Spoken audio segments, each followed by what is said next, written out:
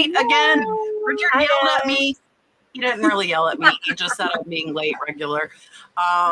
Thank you all for being here. Welcome to another Tuesday Night Live. Unfortunately, Julian is still not feeling well, so he was unable to join us tonight. So hopefully Julian feels better soon. I am joined by Katey. Katey was here last week behind the scenes helping me, so you didn't see her last week, but this week you see her. And below we have Angie from Angie Resells and Katherine from Katherine Young. And neither one of them have been on before, so I'm going to let all three of these ladies introduce themselves. We already have some questions in the chat, so after they introduce themselves, we will get to the questions. So here is Miss Angie. Hey, well, thank you so much, Kat, for inviting me to come on today. I'm super excited. I am Angie Resells. My YouTube is Angie Resells. I have been an eBay seller for over 20 years. The last several years, it has been my full-time income. I support my whole family just on eBay. And I'm also one of 3 people that does the Let's Do Lunch podcast, which airs every Friday at noon on YouTube. And just happy to be here. Perfect. Here's Miss Katherine. Hello, I am Katherine. I do reselling mainly with vintage smalls and mainly on YouTube. I do some eBay sales. I had a huge sale with, believe it or not, Ray Dunn randomly over the summer, which was kind of wild. I really dived into reselling during the shutdown. Like a lot of people, I work in nonprofit work and all my freelancing just dried up. So I was like, hey, this is something I've always done, thrifted and resold on eBay, and I have a pretty good eye for it. And so that's how I dived in.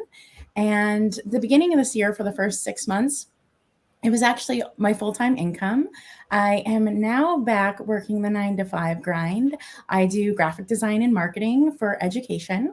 But yeah, so I'm really excited to be here. Thank you for having me. Perfect. Here's Katey.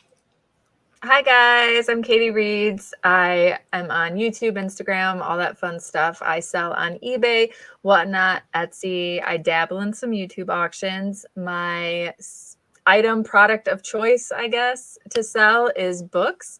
So I talk a lot about selling used books on my channel. And then I also make handmade crafts and have kind of dove into ephemera a little bit too. So you're seeing some of that on my channel now as well. And I've been on Kat's show a couple different times and happy to be here. Very happy to be here. Perfect.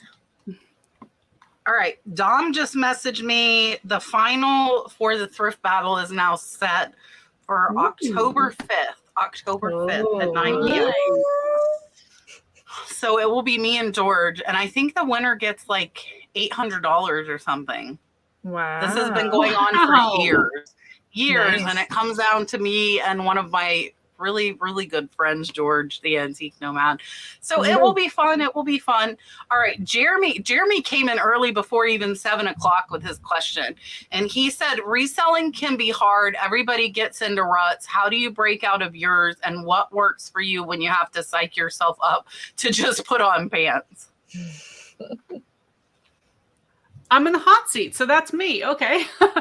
I think that burnout and getting into ruts comes honestly with reselling, just because you are a one-person show. So for me, it helps to make lists of what I need to accomplish for the day. But sometimes you just need to step out of your comfort zone and do something for yourself. Whether that's for girls, going and get a manicure, taking a, mental health day.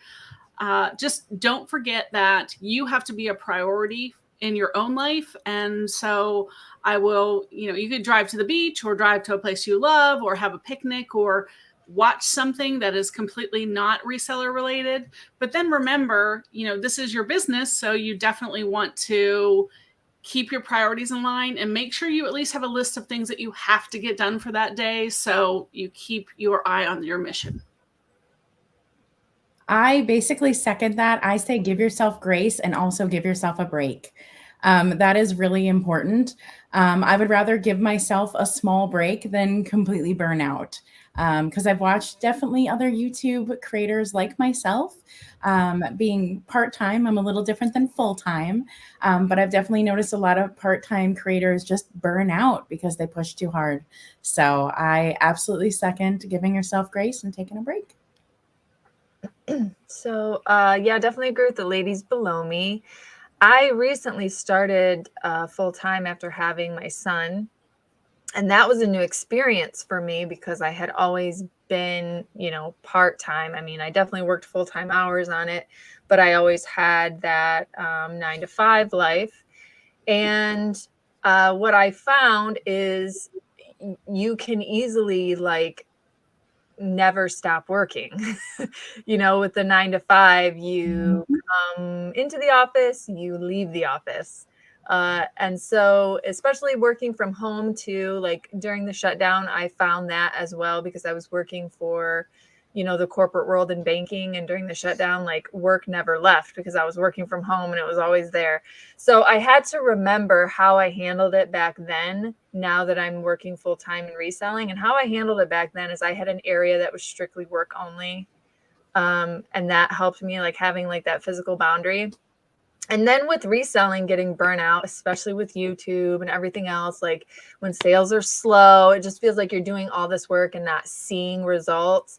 I have to remember my why, and I have to go upstairs, leave my office, go upstairs and remember I am home at 2 o'clock in the afternoon, seeing my daughter get off the bus, doing what I need to do for my son, or being able to travel or leave whenever I want to, being able to go to the estate sale on a Wednesday afternoon and not having to miss out because of work, better sourcing opportunities. I just have to remember my why, and kind of just put my big girl panties on and push through it. And then I also diversify what I do. So if I'm getting burnout with eBay listings, I'll edit a video. If I'm getting burnout with editing a video, I'll make some bookmarks. If I'm getting burnout with bookmarks, I will get some stuff ready for my upcoming Whatnot auction. I try to do different things throughout the day. So that way I'm not losing my mind over doing one thing. So I feel like that was a really, really long answer and I'm sorry, but that's how I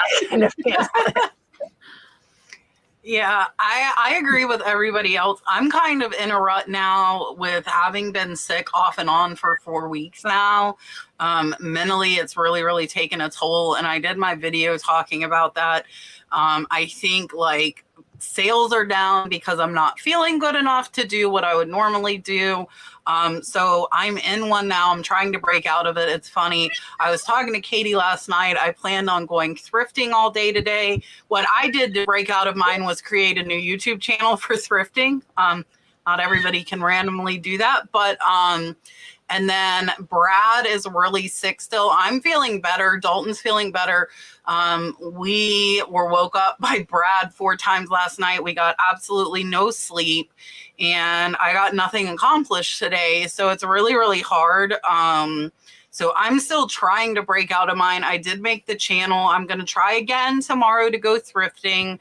And that's just doing something fun. So I think doing something fun, taking a step away, like Katey said, I switch stuff up too. So if you've got, Katey does her bookmarks and crafts, I'm getting ready to start doing Whatnot myself.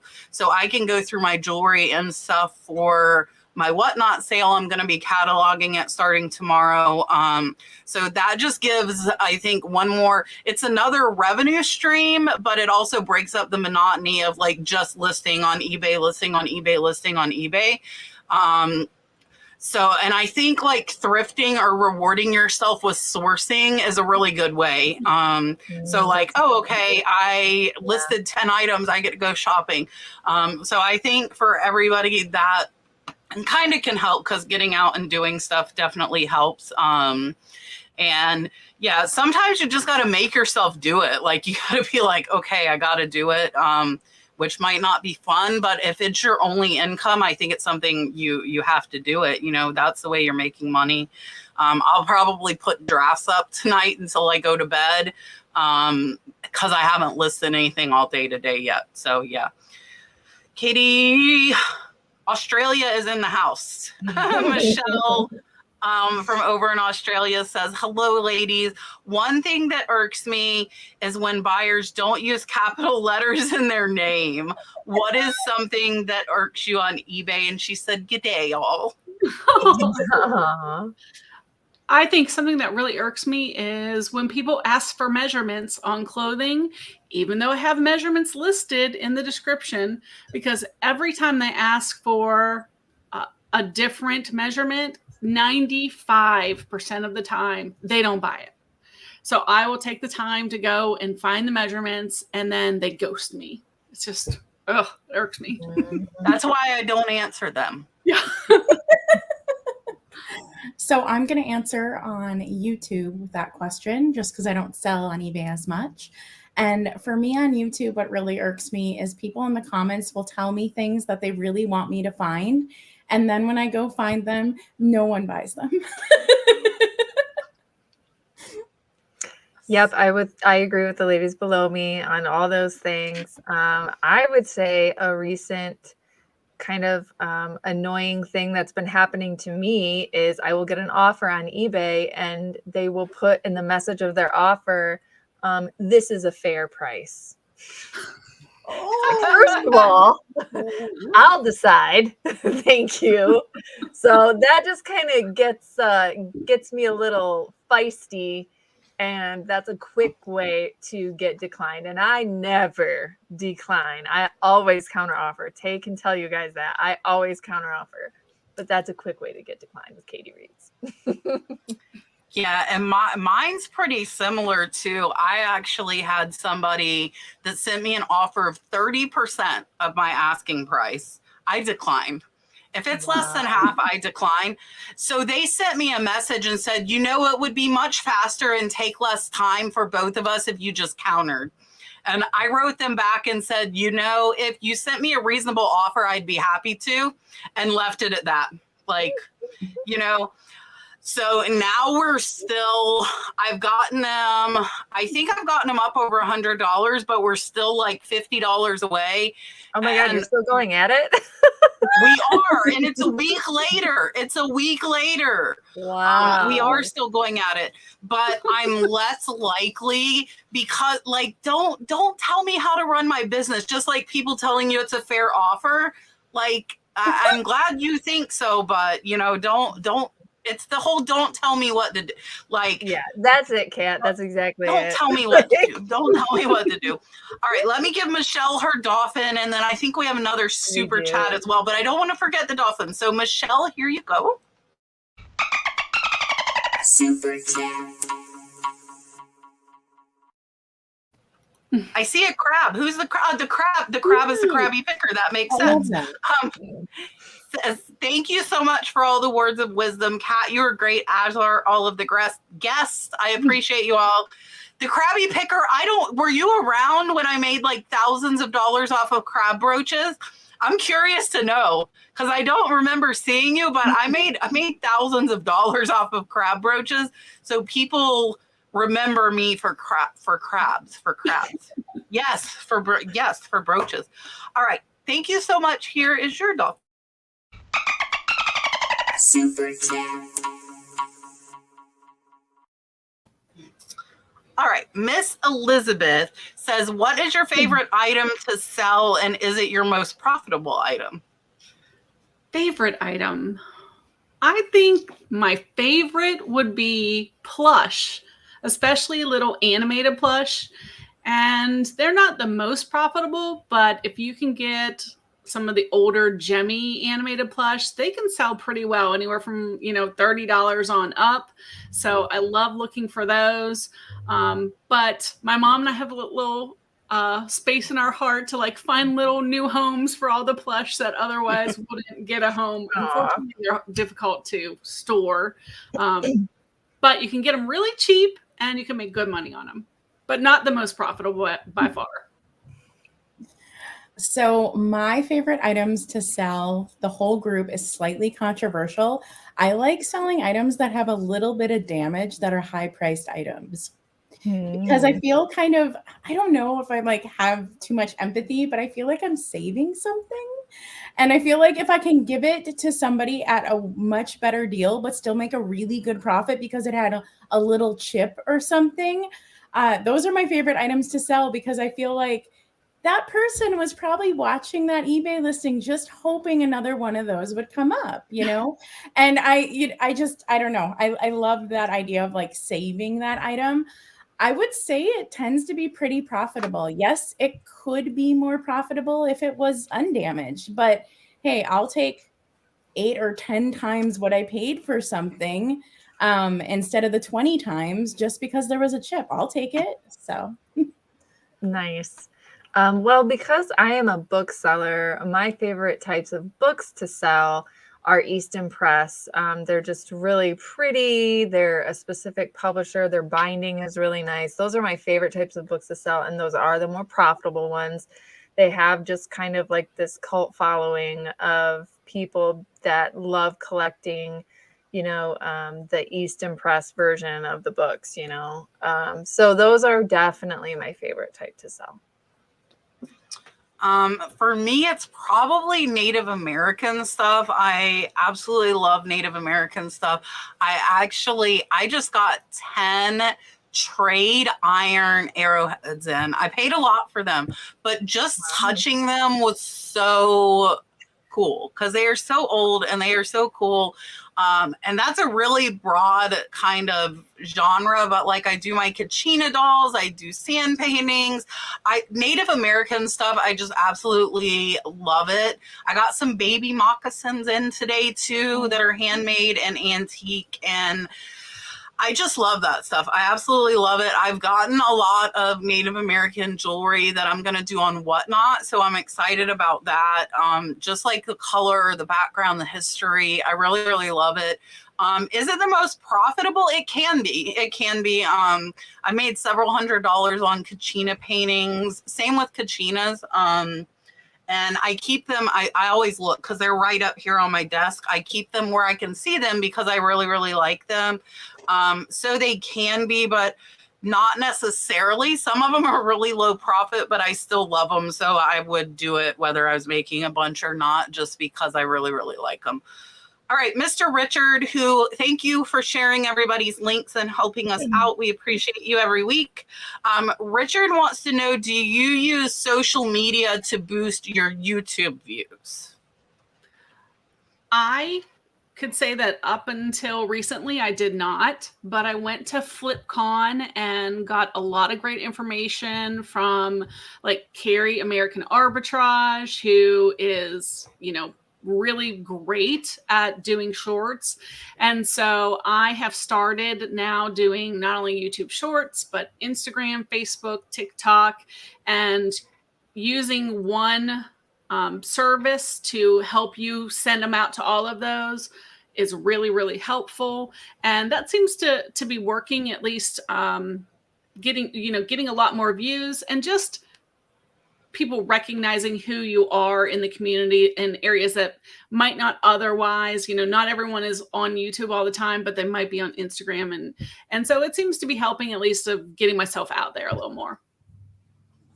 absolutely. I kind of have a ritual after I, go to post something, now I go to Instagram. Now I go to, y'all, Instagram now lets you put a link in the story. You can basically just take someone from Instagram and drop them on your video. That's like effortless. That's like a marketer's dream. So I would say absolutely do that. And I am totally pro the idea of doing the app that will do it for you, because I know so many people can get overwhelmed by social media. So why not do an app that can do it for you? And then my last thing is use the social media features built into YouTube, y'all. I don't see enough people taking advantage of the community tab. Do the community tab. I know people on tablets still can't see it, which is a total bummer. And I watch YouTube on my tablet, my iPad tablet, and I'm still not seeing stuff a lot. But use that. Use everything you have to your advantage. Well, I am the odd man out. I do not. I know what I should do. I just don't do it. I just recently made a Katey Reads YouTube Facebook. So when I do go live on StreamYard, I'm going to try and go live on Facebook now too. I've been talking with other YouTubers, and I feel like I'm kind of missing out on a Facebook audience. That again is another way of monetization. TikTok, I've been really bad with TikTok stuff. So what I'm trying to do is making a video and just kind of recycling, taking clips from some of my videos and recycling. It's work, but it's work that I feel like it's worth it because it's bringing people to my channel. So I've slowly been trying to do it. I would say Instagram stories though is really big because that is kind of like my core group, because people can follow a lot of people and not see everybody's story. But if they're watching my story consistently, they're going to consistently see me at the forefront on their stories. So that's kind of like what I consider my core group. And that does help a lot. And shout out to people like, Lisette and my girl Jenny that's in the chat right now, and everybody. Mark, he's really supportive. A lot of people share my stuff too. And I think that's really, really important is, and returning the favor. Like I try to share other people's stuff too. So that does really mean a lot as well when people are sharing your YouTube content as well. So I appreciate you guys. I see you guys in the chat. I just don't have YouTube open, but I see you guys. Thank you. Yeah, and I kind of have a ritual like Katherine was saying. Mine, I share to my Instagram, to my page, and I share it to my stories with the link every time I put out a new video. And then I put it in YouTube groups. So Buffalo Picker, which is Tommy, he lets people share their YouTubes if they're reseller related. So I share to Tommy's, I share to drop your link, and I share to share your YouTube. And I've been sharing to all of those since I had less than 1,000 subscribers. And now even over 50,000, I do the same exact thing. I have not stopped. I still that's my habit. Every time my videos go out to those groups, Katey and myself, as well as Richard, Kathleen, and Marsha, we run Death Pile Destruction. So if it's a what sold and it's stuff from my Death Pile, I will share it into that. We do not allow links in Death Pile though, unless you're a mod. So please don't start dropping links in our group, just because they can get overrun. So I really appreciate like Tommy, Craig, the ones that made those groups for us specifically to do that. So just be careful sharing on Facebook that you're allowed to. I guess that's kind of the point I was trying to bring up, because you could get yourself kicked out of some groups. I've been trying to do the shorts too, but with not feeling well, I haven't kind of gotten to that rhythm. And I think it's really just a habit. I was doing TikTok for a while because I feel like if you're making a short, you might as well share it to Instagram Reels, TikToks, and YouTube. Just put it out there. So I just really need to get back into the habit. I just talk a lot, so it's hard for me to make a short video. Yes. I have too much to say. So I got to figure out kind of what my niche inside of shorts is, that I can do. All right. I think I saw 2 super chats and I do not want to miss them. Michelle from Australia again, thank you. Sold a vintage Folio Society new book set for $550 plus post. That is crazy. What, this past weekend, what was your highest sale? Where is Julian? And Katherine, I need a new graphic designer. So first, I'm going to answer Julian is sick. Julian, unfortunately, is not feeling well at all. It's really weird. Him and I do stuff a lot of the same, and now we're sick at the same time. It's really, really strange. And we're 8 hours away, so we have not been around each other. So that's where Julian's been the last 2 weeks. He's not feeling well. And I think when we get to Katherine, we'll let Katherine grab that. But for the rest of us, what is our highest sale, I guess, over the past weekend? Now I'm going to have to look. Let's say the last weekend, I think my best sale would have been a vintage Levi's. It was suede vest with a Sherpa lining. It was in beautiful condition, and it sold for $75. And I picked it up at the bins for about $4. Nice. I actually didn't have one of my sales running. I was out on vacation. No. So I don't have a best sale. I, however, do want to say I am unfortunately not available for commissions. My advice would be to actually post on any social you have that you're looking for a graphic designer. You would be surprised how many people have a cousin who's in college who, like, you know, I kind of hesitate on recommending like the different sites to hire a designer because like the swath can just be all over there. But you might know someone and you just don't realize you know someone. Katey, go ahead and tell them. Go ahead and tell them. Yeah, my sister, she kind of is cherry picking. You know, my sister does graphic design as well. She did some work for Kat. She's done all my logos, my book covers. She made my sticker. Yep. does really And so her full time is she is a teaching assistant for a graphic design program. So that's her full time. So that's why I say she kind of cherry picks her side jobs. But yeah, I mean, if you're interested in having her contact information, send me a message on Instagram and I'll give you her email. And yeah, if she wants to do it, she'll say yes. And if not, back to the drawing board. But yeah, I do agree with what Katherine said. You will be surprised if you even just posting on Facebook, like I'm looking for someone to help me make a logo. And you will be surprised how many people know a person who know a person who knows a person. So, and like, I don't know how things are in Australia, but like in my area in the States, we have like technical schools and a lot of interns and students are looking to do that and will do it for free because it's part of their school credit or something like that.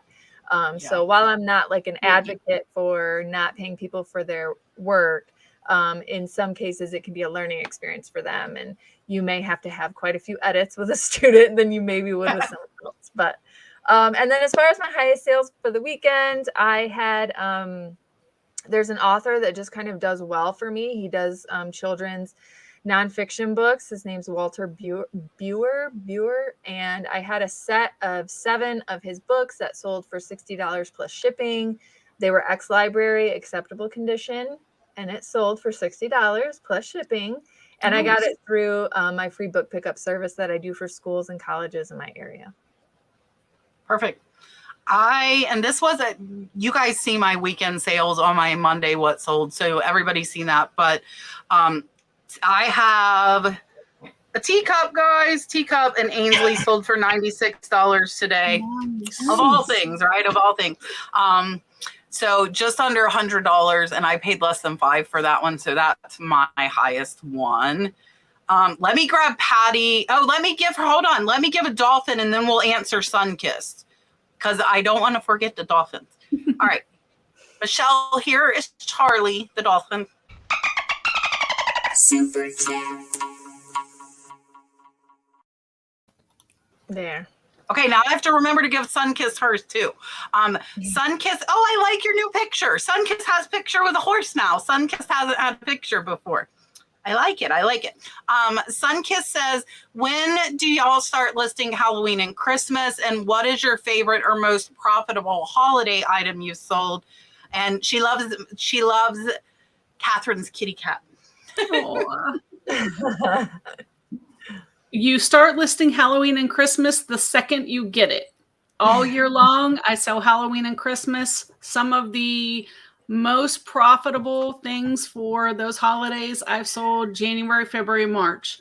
And I think that's because there's less people selling items and people just love the holidays and they'll buy all year long if there's something that they really want.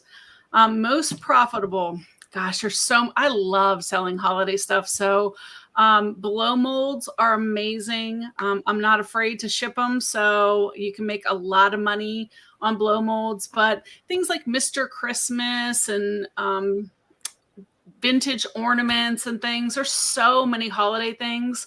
And don't get me started on Halloween because it's like my favorite holiday. So everything Halloween, I can, decorations, anything animated, anything, I'll sell it. But all year long, do not wait, because you're going to have way more competition in October, November, December than you will in March. Same for me. You can sell them at all times. I do love the excuses to sell, like Christmas in July, but you got to get there right in the beginning before people are kind of sick of it. I actually have a Halloween drop sale on my channel running right now. The bids close tomorrow at 5 p.m. Central. So that is actually going right now. And in there is a swung vase. There's all kinds of fun stuff. Gosh, most profitable. That is hard. It's a toss up. I made a really good profit on a like 15-inch high ceramic tree that was in perfect condition with the musical vase, and I shipped it and it did fine. I was so proud of myself. And then I did an item that is technically not Halloween, but I sold a lot that was like memento mori stuff. So it was like hair jewelry, a crucifix, last rites kit, a funeral fan, and I made a really good profit on that as well. But you could technically say that wasn't Halloween, but I would decorate with it. And thank you, Kitty. That says thank you. Yeah, I agree with the ladies. List it as soon as you source it. I go to a lot of estate sales, and they will have a little bit of everything holiday wise. I even sell, everyone has a holiday they love, right? So I will even sell things like Valentine's and Thanksgiving stuff and St. Patrick's Day. The Mardi Gras stuff does really well for me, and that sometimes does all year long. I would say the biggest profitable item was like I guess you could consider it like 4th of July, because it was talking about like the Liberty statue, and then like our flag and how we got our flag and how it changed over the years and all of that. And it was like a children's illustrated book, rare, no longer in print, first edition. I sold it for $90. So and I didn't wait until like 4th of July patriotic kind of season. I listed it as soon as I got it, and I sold it in when did I sell it? In May. So just I would say sell it as soon as you, or list it as soon as you get it. Yeah, I agree with everybody. I had that question earlier in my comments, and I said in January. Basically, yes, as soon as you get it. The most profitable holiday item for me, actually, Angie mentioned, I've sold some Mr. Christmas like animated toys for over $300 and $400 that I picked up pretty cheap. I don't find that many blow molds. I know those are really valuable, and I've sold a couple of ornaments for $50 to $200. So watch for the ornaments for sure, especially if you can find Di Carlini Italian glass or Christopher Radko. Those sell really high for a small item, and they're not horrible to wrap because they're small, so you can wrap a ton of bubble wrap around them. So I would watch for those as well. I'm going to give you your dolphin, and again, happy to see your picture up there this week. Here you go. Super chat.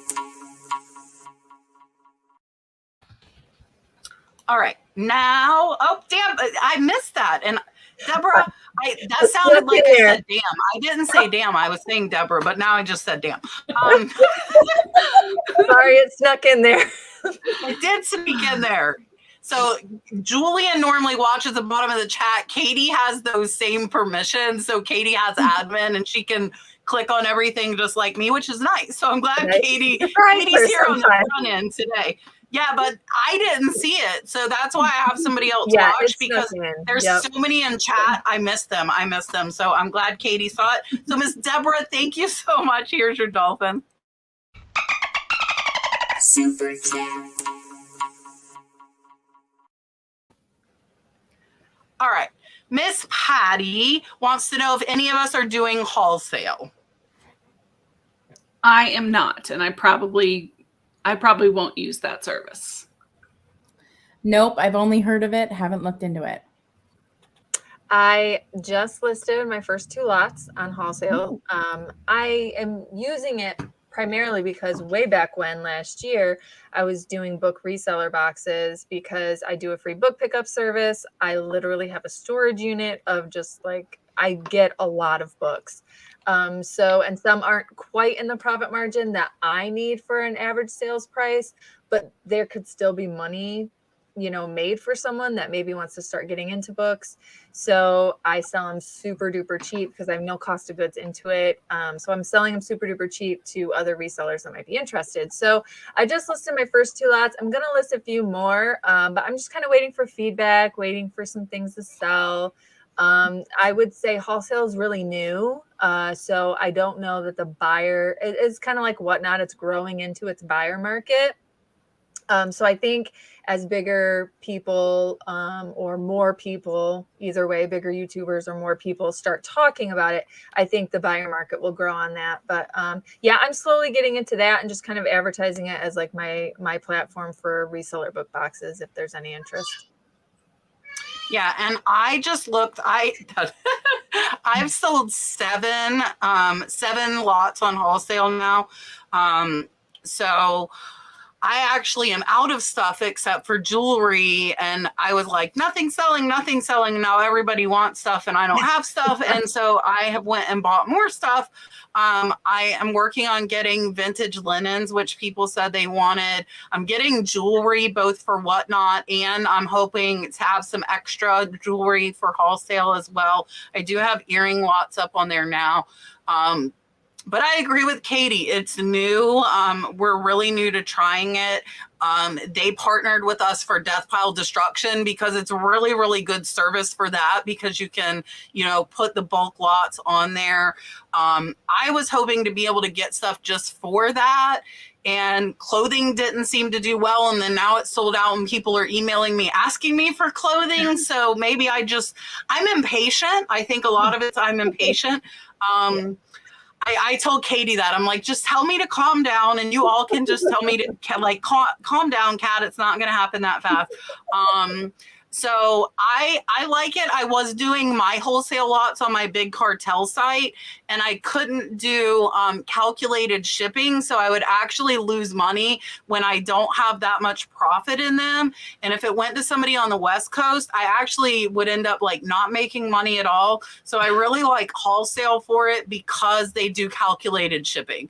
So where I was charging $20 and somebody on the East Coast might only need to pay me 12, somebody on the West Coast might need to pay me 30, because they're 15-pound boxes.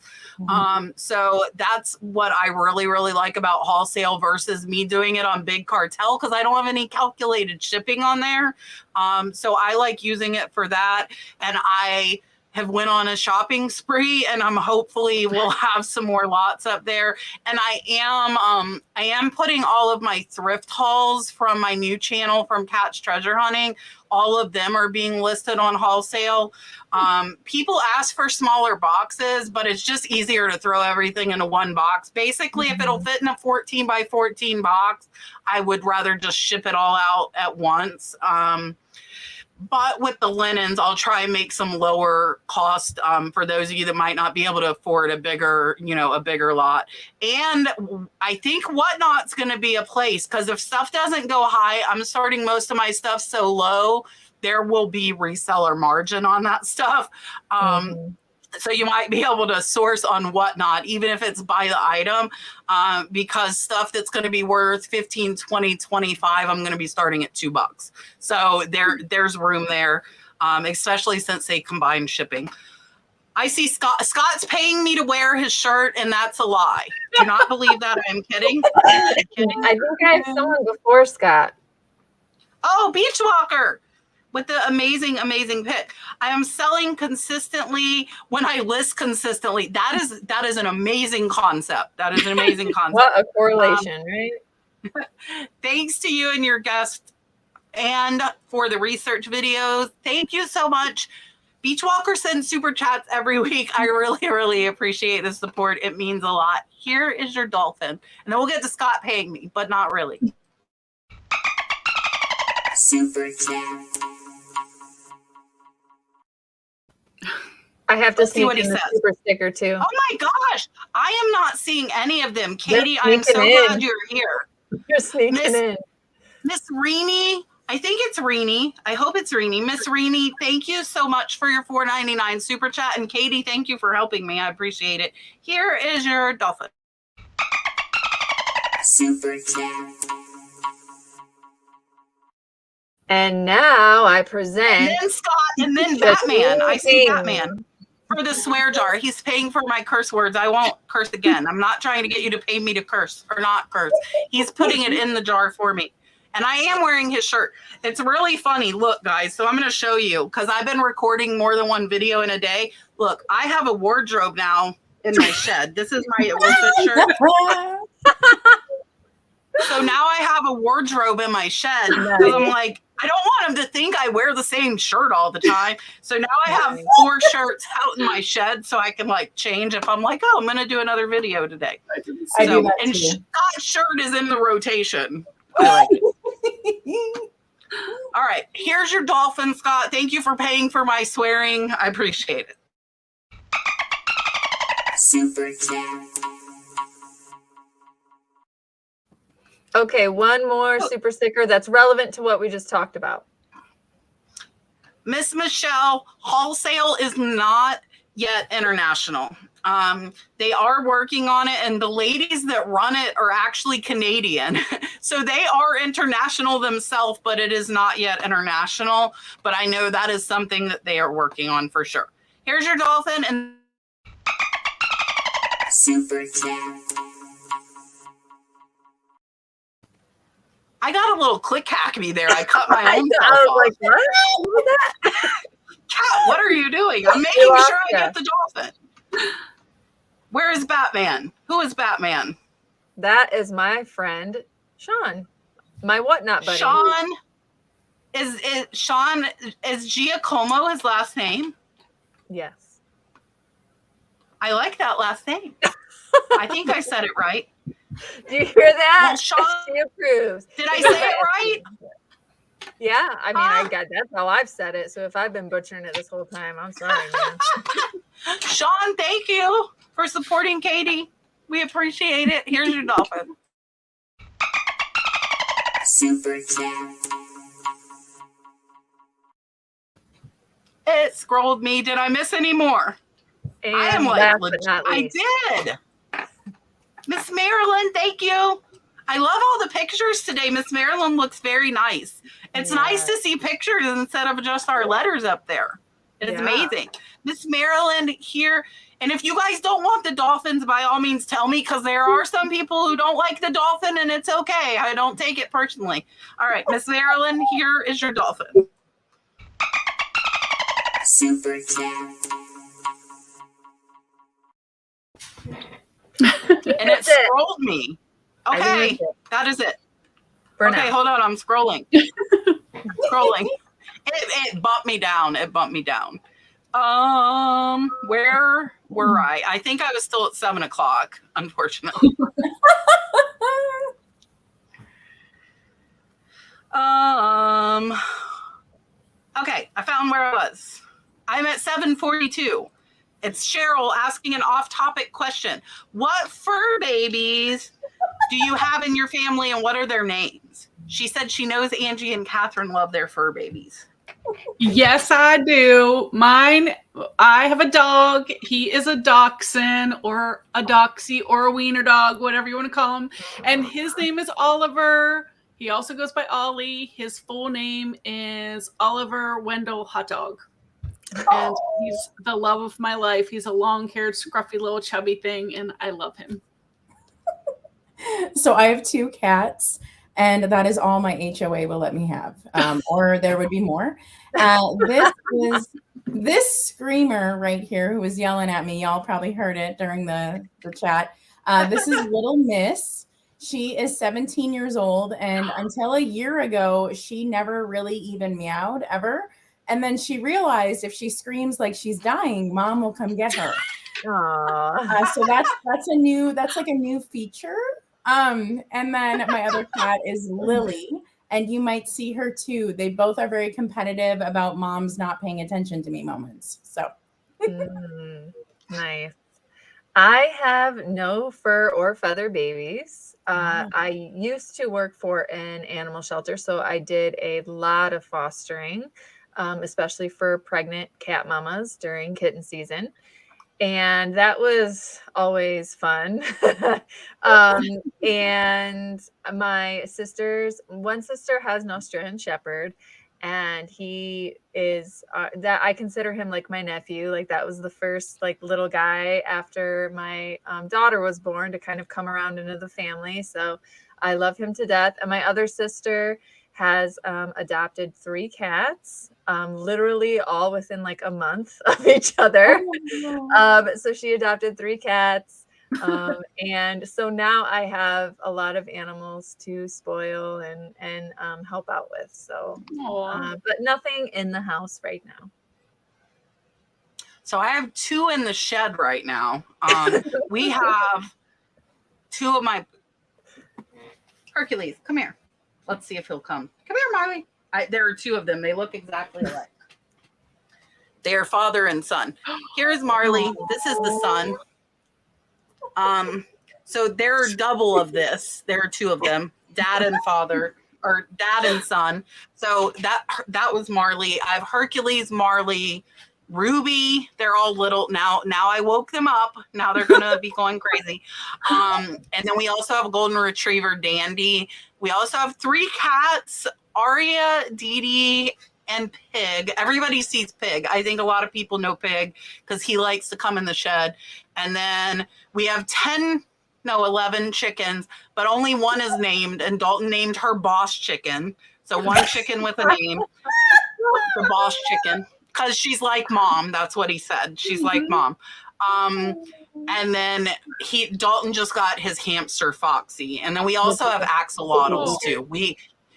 Before I had Dalton, I had 8 goats and over 200 chickens. We had like a legit farm. So we are down and count. All of the cats live outside, but they'll occasionally come inside if they want, which here in Florida, it's warm most of the time. In our laundry room, we keep the window open so they can go inside the laundry room, and we put a heater in there when it's cold. But we actually started letting them out, and they decided they didn't want to come back inside. So yeah, it's kind of funny, but yeah, so we have a ton. We have a ton. All right. I think I see Mark dancing. Dancing. Feeling left out of the super chatting. Great panel. Thank you, Mark. I appreciate you. Here is your dolphin. Super chat. And Mark also helps dropping links every week for me and is super, super helpful. So thank you, Mark. Thank you. Miss Janet says, I had a buyer forget to put his apartment number and his address. The item was returned to me. How do I charge him again for postage through eBay? I ended up having to buy a new label. Did you already send it? If they have done something wrong with their address, typically if they want to pay for the additional shipping, you can invoice them with PayPal, but there's no way through eBay to get those fees. If it's not a lot of money and somebody's new, sometimes I'll just eat the difference. It just depends on, if it's a little first class item just for good customer service. But if it ends up being something heavier, I definitely would not ship it until they reimbursed you the shipping, because it definitely wasn't your fault. Sometimes people won't want the item and then you can just refund them. But again, you'd have to refund them, not including their shipping. But it's just up to you. And I think how much it costs to send the item. For me, my customer base is more on YouTube. So it's more of a returning type thing. So for me, I have eaten the shipping multiple times and resent because I want the people to come back. So my case is a little different scenario. Yeah, I would say I agree with Angie. It's only happened to me once, and it was when I first started reselling, and I was like sending books priority mail, and I didn't know what I was doing. And I think it was like maybe my second month into it, and they it was supposed to be a number and a letter, but they only put in the number, and it was just something like that. I didn't really know what to do. So this was probably a year and a half ago. So obviously eBay has changed with different things. But then it did get returned back to me, and I just refunded them, and that was it. And I relisted it, and I told them if they wanted it, they'd have to buy it again and fix their address. So that's what I did. That's the only thing I knew how to do. So I guess that is an option. Like you could refund them and just relist it and say you have to buy it again and put in the correct address. But if you didn't want to do that, like Katherine said, returning buyers is nice, especially now that we can send coupons to encourage returning buyers on eBay. So in that case, I would maybe do what Angie said. If it's like a lighter medium mail item, that's $3 for me anyways. So I would probably just eat it, help them out, get it to them. However, if it was a heavier item, then I might try and do it outside of eBay, but just because I like having some protection. eBay allows you. Okay. I will cut in and say eBay does allow you to invoice them via PayPal, because I've had people change it where the shipping was more at like their actual address, and I contacted eBay and eBay told me to PayPal invoice them because there's no way to like add on to the invoice you've already sent. Right. I would do the same though. If it was light, I would probably just do it for them. If it was more, I would send a PayPal invoice is what I would do. Nice. Allison says, besides going on vacation or thrifting, what do you do to get recharged? Nap. I am the napping queen, and that is the best thing about being a reseller is you make your own schedule. So you can take lots of naps. So sometimes like it's 4 p.m. and you just have had it. You could take like a 30-minute power nap, and it's like you're a new person when you wake up. But we kind of touched on this napping queen. Oh my gosh. We touched on this earlier too. It's all about balance and making sure you take time for yourself. And, even just sometimes just a walk, just a walk around your block or something will give you energy and just recharge your battery a little bit, something like that. You are a woman after my own heart. Naps. Yes. Oh my gosh. Napping. For me, like a basic recharge at home really is taking time to draw, taking a nap. I also just doing something creative with my hands where my hands are moving is really relaxing for me, whatever creative project that is. There's like just a type of thinking moving your hands does that really, really fills my cup. And those hours just fly by, But I think my biggest recharge is really travel and live music. And I'm telling you, live music is just my favorite. And I'm starting to go back to live music. And it's like I'm starting to get kind of emotional about it. Like, oh my God, it's happening, Oh, that's fun. I would say, well, I like reading. So, my name is Katey Reads. I like reading. I actually used to do a lot of better reading for self-published authors and things like that, but it became more of a job rather than fun. So I stepped away from it. But when I do need to reset, I like to read, especially because I do like to write as well. So I'll either be reading or I'll be writing. And honestly, like creating the bookmarks and the book journals and different things that I do, the VHS tape journals that I just started making, like that just randomly kind of started happening. And it was just because like I needed to do something else. And so that kind of fell into my lap and started happening. And I do want to thank My Flips because she did kind of give me the idea for it. She said she saw someone else do it.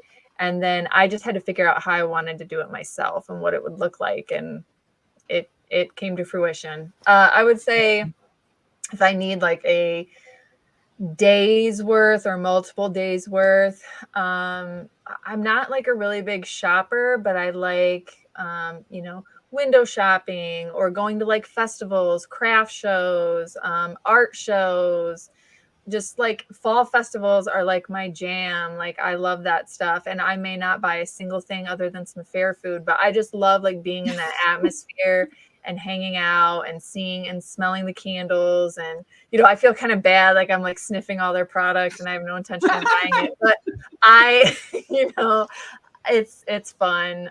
So for me, like this weekend is a fall festival in my area. And I'll be going to that. And I probably won't do a whole lot of productive stuff other than just getting shipments together. But, you know, I'll be having fun with my kids and kind of resetting. So. Can you explain what the VHS journal is? Somebody in the chat was curious. Oh, yeah. They're so cute. And she's gone. I'm making one actually for Adam, Baldy Pal Picker. He helped me find a VHS that he wanted, and I'm working on that for him. But this is what it looks like. It's just a VHS, the front and back of a VHS, and then I put blank pages inside of it. Yeah, that's cool. They're so cute. Thank you. That's a great gift for Christmas, guys. So definitely keep that in mind. Sorry, I didn't mean to market myself there, but no, you're fine. I'll be getting we're on some here. for my kids. Yeah, for sure. So I'm a napper too, like Angie. And our next question is going to be really funny for me to answer. But for me, the boat too, which we haven't been doing a lot since Dalton started school and we've been sick because we joined the boat club. So we actually went out about 3 weeks ago. I'm like, we need to go out even though we're not feeling good. And it did help us feel better, get out in the sun. You know, we went swimming in the ocean and just kind of got away from everything. And so the boat for us, I love nature. We go riding on the dirt roads. We have like nature preserves that are really close to us. So like we'll go looking for animals and look for alligators and snakes. And there's everything on there. And Dalton's grown up doing that. So he absolutely loves to do that. And we have a lot of land too. We have 13 acres. So we can like walk down our dirt road to the back of our property. So yeah, getting out and just getting away. We have SeaWorld passes too, and I haven't been in months, so I'm paying for something I'm not using. So we need to go to SeaWorld too once we're feeling better, because that's definitely fun. SeaWorld, Busch Garden. If Brad's mom comes, it's fun, or my daughter, because they ride roller coasters, but Brad hates them. I'm an adrenaline junkie. I love all the coasters, but my husband hates them, and Dalton hates them too. So yeah. And they do have little coasters Dalton can ride. He rode it 3 times with me, but he told me he'll never ride it again. It's so funny. He wanted to get on it. And then he's like, let's go again. And we did it again. And then he was like, I never want to go on it. He was really confused. It's like he liked the thrill of it, but he didn't like being scared. You know, like at 4, you're kind of like teetering. So yeah. I had something pop in. Sorry. Oh, look, we're clicking. No, I didn't see it. I'm seeing less and less. It's so weird. Miss Jonette, thank you so much for the $4.99 super sticker. I really appreciate it. Here is your doll. Super chat. All right. Tara wants to know. I'm trying to click and it's not clicking. Oh, there it goes. Do any of you ever have a day where it's hard to get out of bed and get motivated? Yes. Who doesn't? I think that's everyone. I guess for me, the benefit is I kind of love what I do. So it makes it a lot easier. I was an accountant for years and I really just hated my job. And so I decided that, I'd done eBay for a long time, but I was going to work up and become debt-free and do what I love. And now I do. So I create my own schedule. There's days I do different things. I don't have to list on days. Some days I'm just like, forget it. I'm going, to the bins all day today. And, so changing up your mindset and just being so happy that you can do this amazing job and be your own boss and spend time with your family and your kids and your friends when you want, not when someone else demands your time or whatever, is kind of great. So I really try to look at it like from that perspective. And then again, keeping yourself on task with what you need to do. You don't necessarily have to do it at 8 o'clock in the morning. Some people work better at that time. Some people work better, like me. Sometimes at 8 o'clock at night, I'm working and I get so much done at that time. So that's the joy in what I do. And honestly, guys, if you love what you're doing, it doesn't always feel like work. You just remember your why you're there doing it, and it'll help. So that's what coffee's for. I honestly am not a morning person at all. And this may be like weird advice, but it has worked for me growing up ever since. So I make sure I have a morning routine I don't have to think about. I do everything from like laying out the exact outfit with jewelry, with everything that I'm going to take the next day, to like the meal that's going, like everything in my house to get ready in the morning is so idiot proof that I can't get out the door without screwing it up. And honestly, I am not motivated until I get out the door at all. Like I'm just not. In fact, I'm not even motivated. I can drive to work and not remember the drive. Like that's the kind of morning person I am. Like I'm not around. So I don't know if that's helpful to anyone, but I definitely like do everything to like laying out my outfit, laying out the things I need. It just so like I don't have to have that motivation. I can just zombie through it. Wow. Yeah. I've had those days where I drove home from work and I'm like, how did I get home just now? How am I allowed to have a driver's license? Like what just happened? Yes, of course, I have those days where it's hard to get out of bed. You know, I have a 13-year-old and an almost 5-month-old. So the age gap, you know, it was really like a brand new baby all over again. And, you know, big life change. So mornings, middle of the night, all that stuff. So there are some days where I just want to nap. I just want to take a break. But I also have to, you know, remind myself why I'm doing what I'm doing.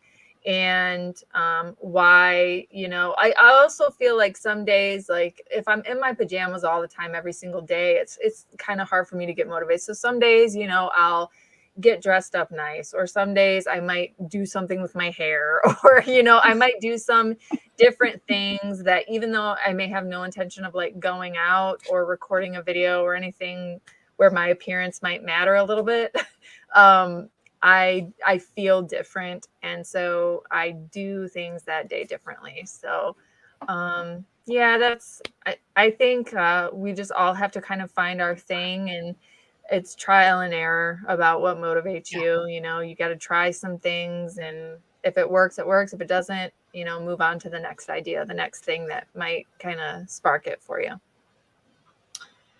Yes. So today was one of those days for me, and these ladies can attest to what I looked like 5 minutes before we started. You were gorgeous. I didn't really do anything today. I even missed a scheduled call with Whatnot. I slept through it. I was napping. And it's okay. It's okay sometimes, guys. It's okay. You can take a break. And like I said, we didn't get good sleep. We haven't been feeling great. But I will probably stay up till midnight after this show doing listings. So I probably will get 30 listed. I'm like Angie, sometimes I work better at midnight. I can like power through stuff. But overall, I tend to be a morning person. So I had a bunch of big plans today, but we didn't get sleep. It got ruined. That's fine. I'll do it tomorrow, you know, and I think having enough days and, you know, like where you don't wait till the last minute, because I need to go thrifting for my cat's treasure hunting video for Saturday. So I still could go tomorrow, or I could go Thursday and still have enough time. But if today was Friday, I would be in pretty big trouble because I would need a video for Saturday. Yep. So I think I've been doing stuff a lot earlier. That my wardrobe change out here. Until this week, I've been recording 3 videos on Monday. Like I record the whole week's worth of videos on Monday, get them done where they're done early. So that way, if I don't feel like making a video, it's okay. I just have to edit it, you know? So that has really, really helped where I don't feel like almost every day I'm doing a video, you know, cause it gets old. But I think it's okay to not be motivated a day or two now and then. If it becomes repetitive, then you're going to have to push yourself and maybe even find help, find somebody to talk to a friend, even like go to counseling. That's not the worst thing. You know, if you're down, I was talking about that in my video. It's not horrible. It's not the end of the world to need help. I don't think you should be embarrassed about that. Because we all need help and push every now and then. Katey is one of my go-to people that I talk to. I'm like, I don't want to do anything. I feel like crap because it's really hard, especially I think, and I talked about this on my video, like people are seeing like me being happy and me having big sales and, oh, I have all these subscribers. And guess what? It's great, but that doesn't make everything okay. You know, you still can be down and you still can have, you know, days where you're not motivated, days where you're feeling depressed. So talk to people about it. Sometimes I can push through. Sometimes I'm like, Kat, get out of bed and do it. Like you got bills to pay, but sometimes you can't, you know, and that's okay. Find a friend to talk to. Go do one of your relaxing things and get back in the swing the next day and it's okay. But if it becomes repetitive, I would say I would find, you know, a friend or find someone to help because you don't want it to be all of the time. I'm going to roll this one in because this one's for me. And then we'll get to Miss Sue's question. I was feeling amazing yesterday and then we didn't get good sleep and it kind of set me back today. But overall, I am feeling a lot better. Dalton is feeling a lot better. He's going back to school tomorrow. He hasn't had a fever for almost a week. Brad is not feeling well. So Brad had to go to the doctor today. His breathing is pretty rough and he had to get steroids. So hopefully his medicine will help him. And my 20-year-old didn't get the rebound. So she's been doing great. So her listings are whose I will be putting up later tonight, not my own. And yeah, so hopefully, so Brad's the one struggling right now. So hopefully the medicine will help him. I hope, because it's really hard to see him struggle. And like I said, his not feeling well and sleeping bad kind of hit all of us last night because he was waking up, which woke Dalton up, and then Dalton woke me up. And, you know, even though we're feeling okay, technically, when you don't get sleep, it's hard to. All right, Miss Sue wants to know, look, there's kitty cats everywhere. What's the most important thing heading into fourth quarter? This will be my first, and I want to be prepared. Be prepared for shipping delays. So if you use a lot of priority mailboxes, order those now. Like this week, don't wait, because if you wait until next month, they're gonna not have boxes. They're gonna take a while to get to you. You may be waiting sometimes till January. It just depends. So order those early, but I really try in fourth quarter to, the second I get orders, ship those out and get them out, and be prepared to let your customers know when I haven't got my package, that it's okay. It's normal for this time of year. And don't yourself freak out when things are late. They're going to be. It's just the name of the game for fourth quarter. For me personally, a lot of people are like, yay, fourth quarter, but I don't sell a lot of brand new items. So my fourth quarter looks a lot like my first and my second. But if you sell a lot of new items, you'll have a boost for sure in sales during the fourth quarter. So if you have new items, get them on there now. So when things start selling, yours are on there too. So I sell mainly vintage, and I say start selling Christmas as early as possible. Same comment as Angie. Shipping. Nobody wants to buy their Christmas item in December and not get it to decorate for Christmas. So most of the smalls I sell are vintage, little decor kind of tchotchke type things, and people want those out in December. They don't want them for a gift; they want them to decorate. So start selling Christmas ASAP, or any of the holidays. Like start selling them soon. I would say heading into fourth quarter, assuming we're talking about eBay, and not like Amazon or a different platform, specifically eBay. Yeah, I agree with Angie, and Katherine with like the whole shipping delays. And then also keep in mind, like I have 3-day shipping on my listings, but I will ship same day during the busy season.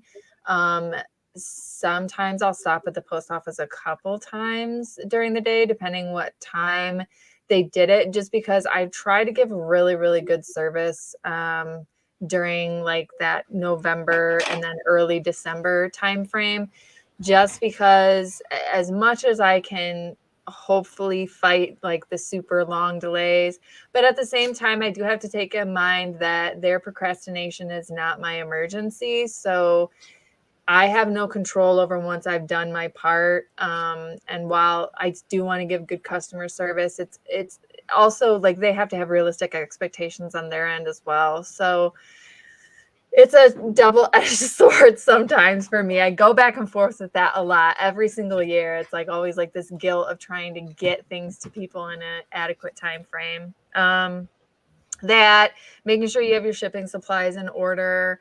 And then I would also just say making sure that if you have social media, you're marketing what you have available. And, you know, if you have an audience, marketing what you have available. Tell your family and friends that you resell, and you might be able to get a lot of free holiday items from them, because this is also the season where a lot of people are getting rid of their old decorations and buying new stuff. And some of that old stuff might be from 1986 and might be, you know, some decent money on eBay now. So that's another thing. It's also kind of a good time to maybe it's garage sale season is fading out. And so people are just going to Goodwill and dumping everything. So maybe be your family and friends' new Goodwill instead. And that's worked for me. A lot of friends and family have given me their older holiday stuff, and I've been able to make, you know, some decent profit off of some of that stuff. So that's just the other thing I would say is if you want to make sure you have your inventory in place and shipping figured out. Those are probably the two biggest headaches for me every fourth quarter. Yeah, I think everybody covered it. The big thing, supplies. I don't see a bump because I don't do a bunch of new things. So my sales kind of stay steady throughout the year. We don't see a bump. So yeah, I think I see CC. Well, we have a super sticker in Bill, there. Mr. Bill, what are you doing? I'm waiting for the right moment. So Mr. Bill doesn't live far from me, and Mr. Bill and oh gosh, how am I forgetting his wife's name? I feel like I was just texting her. Now I got to look at what is wrong with my brain? She's going to kill me. Uh-oh. Where is she? Oh, Vicky. Right, Why can I not remember your name, Vicky? Vicky's going to get me now.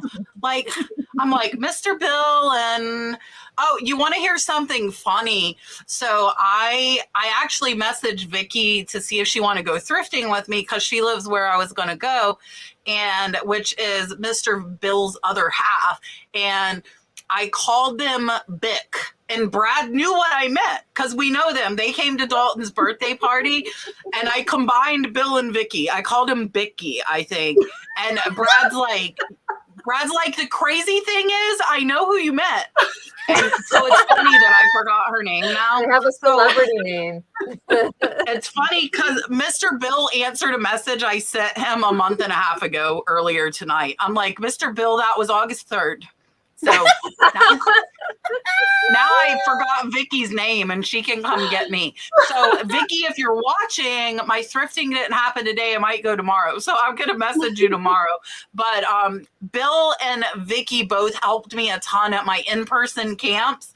They came to my first camp and they helped so much. I let them come to my second camp free because they were like amazing at helping me. And they only live an hour from me. So thank you very much, Mr. Bill. I know Mr. Bill's not in town. Now I told him me and Miss Vicky going shopping.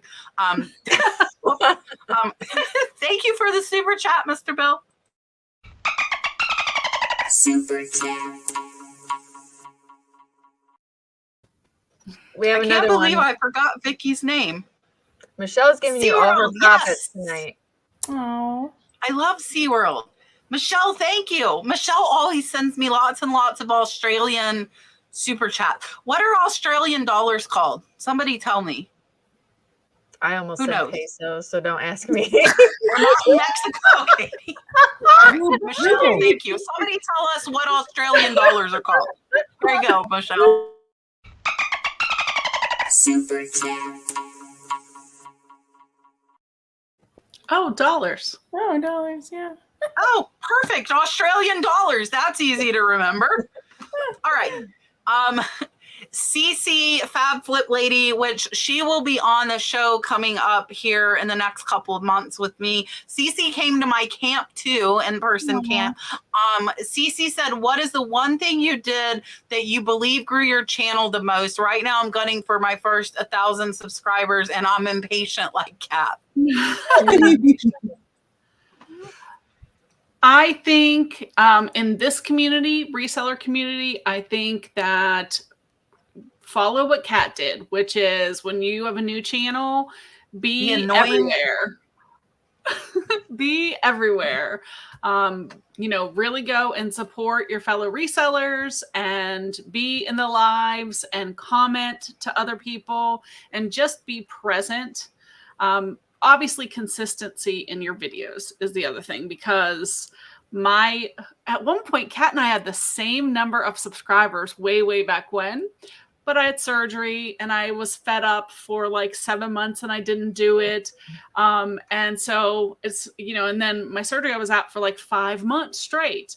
And if you are consistent, even if you can only do 1 or 2 videos a week, make sure you do them every single week. Commit to that, and then your audience knows what to expect from you. So now I'm playing catch up because I didn't do that. I couldn't do that for a long time, and now I am, and it definitely pays off. That would be my best advice. So I have 2 things. One's a little convoluted and one I hear you're already doing. So that's exciting. So the basis of everything, everybody like complains about the YouTube algorithm, but no matter what, at the end of the day, the YouTube algorithm looks at my history as a viewer. It looks at what I've watched and it tries to show me more of that. Okay. So when you look at your videos that have done well, redo a video that has done well. Try to do the same thing over and over. So if you have I only spent $10 and that was your best performing video, because of the history, try to do another video that's I only spent $10. I know that seems like, oh, now I have to repeat myself. And I'm one of those people that hates repeating myself. So I don't even take my own advice. But if you see something that does well, lean into what does well. That is a marketing tactic. Double down on what does well. And then it sounds like you're already meeting people in person. So that's was going to be what I was going to say. I was going to say, go out, meet people in the community. I absolutely agree with Angie when she says be in the chats, be everywhere. I think that's super important. But if you have the opportunity to actually meet people, to film content with other YouTubers and meet people, that's really going to help your channel too, because people are interested in seeing, like people interact like that. People are really interested in that. And I can tell you, some of my favorite channels that I have found is because they went to the thing George went to and was in George's video, or they went to the thing with the crazy lamp lady and I saw them in the video. Like, so I just, yeah, it sounds like you're already doing that. So good job.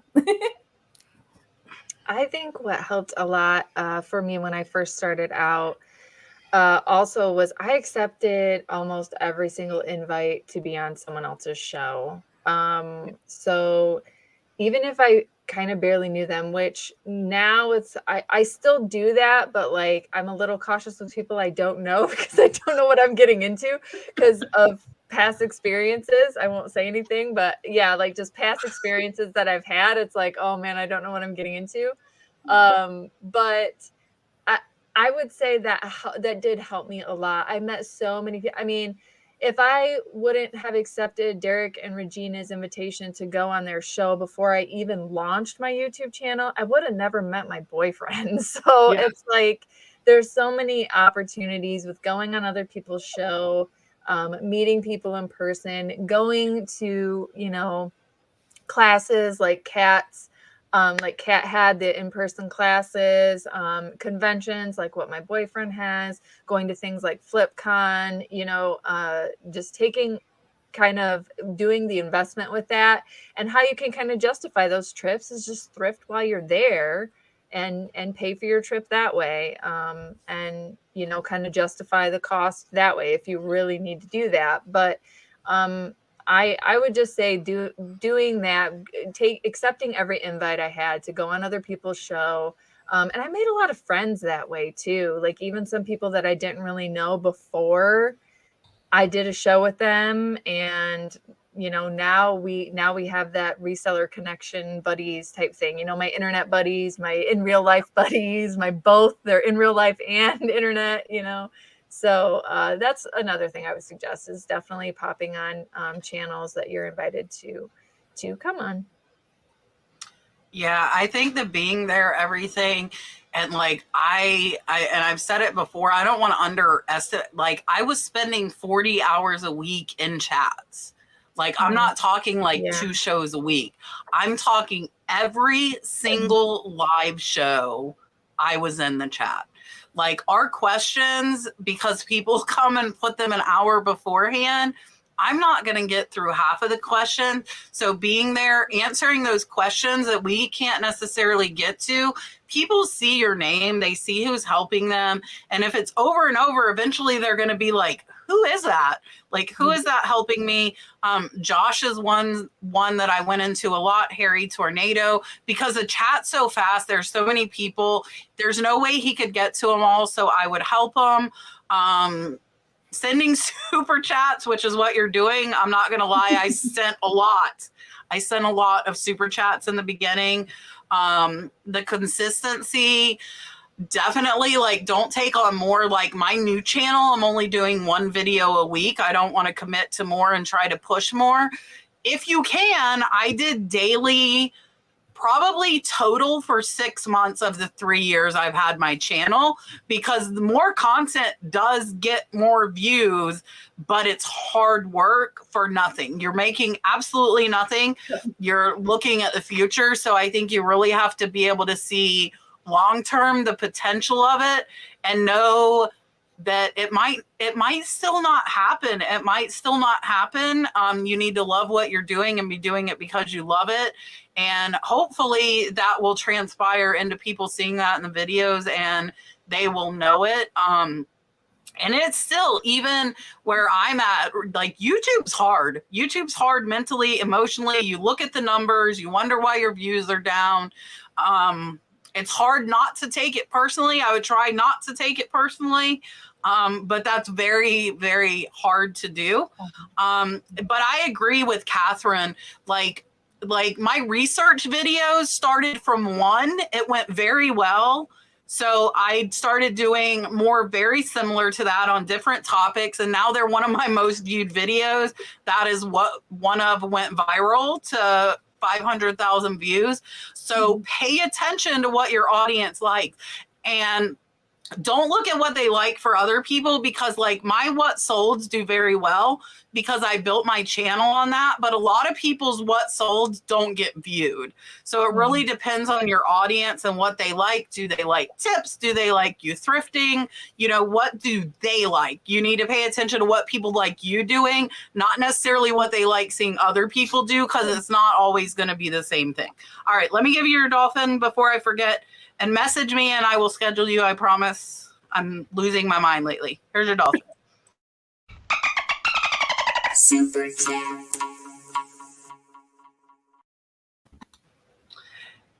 Linda, $1.99 super Cute sticker. picture. I think it's a sticker. Is it a sticker? We can't see the stickers on StreamYard. I wish we could see the stickers, but we can't see the stickers. So here is your dolphin as well. Thank you. And thank you, Katey, for watching. Super chat. We're good for now. Okay. All So, clear. guys, I will tell you, we're an hour and a half almost into the show, and I still have not made it to 8 p.m. as far as the questions. So try, even if you don't have to stay in the chat, but if you guys want to make sure your questions come up, I would say get them in early. Like, come in, drop your question, and then come back later. Because as it's grown and grown, I get further and further behind. So yeah. Cheryl wants to know, when sending out a baseball cap, do you box or poly bag? And if you box, what size box would you use? I put Oh, I want it. my baseball caps into a clear bag and seal it so that in case they get wet. And then I use an 8x6x4 box. And even with that, it's still only going to be about 8 ounces for most hats. I've never sold a baseball cap, but I would put it in a box because I have received things in bags where tragedy happened. So I've sold a couple baseball hats, and yeah, I've always boxed it, which I like how she says, when sending out a baseball hat, do you box or poly bag? If you box, which you should. So, I know. way to I put saw pressure that on us too. how to answer that first question properly. Because I was gonna say I put it in a poly bag and then tape the label with a nail gun. So and the size box, it's similar to the size. I mean, I don't know. It's like one of the smaller ones. So whatever size Angie said, because it must be a consistent kind of universal size. Because most baseball caps, unless it's like one of the big noggin ones, Yeah. are pretty universal. So there's my answer. So I do not put mine in a poly bag before I put it in the box. I will not lie. And if you bought a hat for me, you know that. I use the same size. I use 8x6x4. That's a really great box to have on hand for first class shipments. I use that for tons of stuff. That and 8x8x8. But I do not poly. So yeah. This is a really good question, and I think this is really going to be opinion based, like a lot of the questions are. Just Fabulously Thrifty said, eBay payouts, what do you prefer, daily or weekly, and why?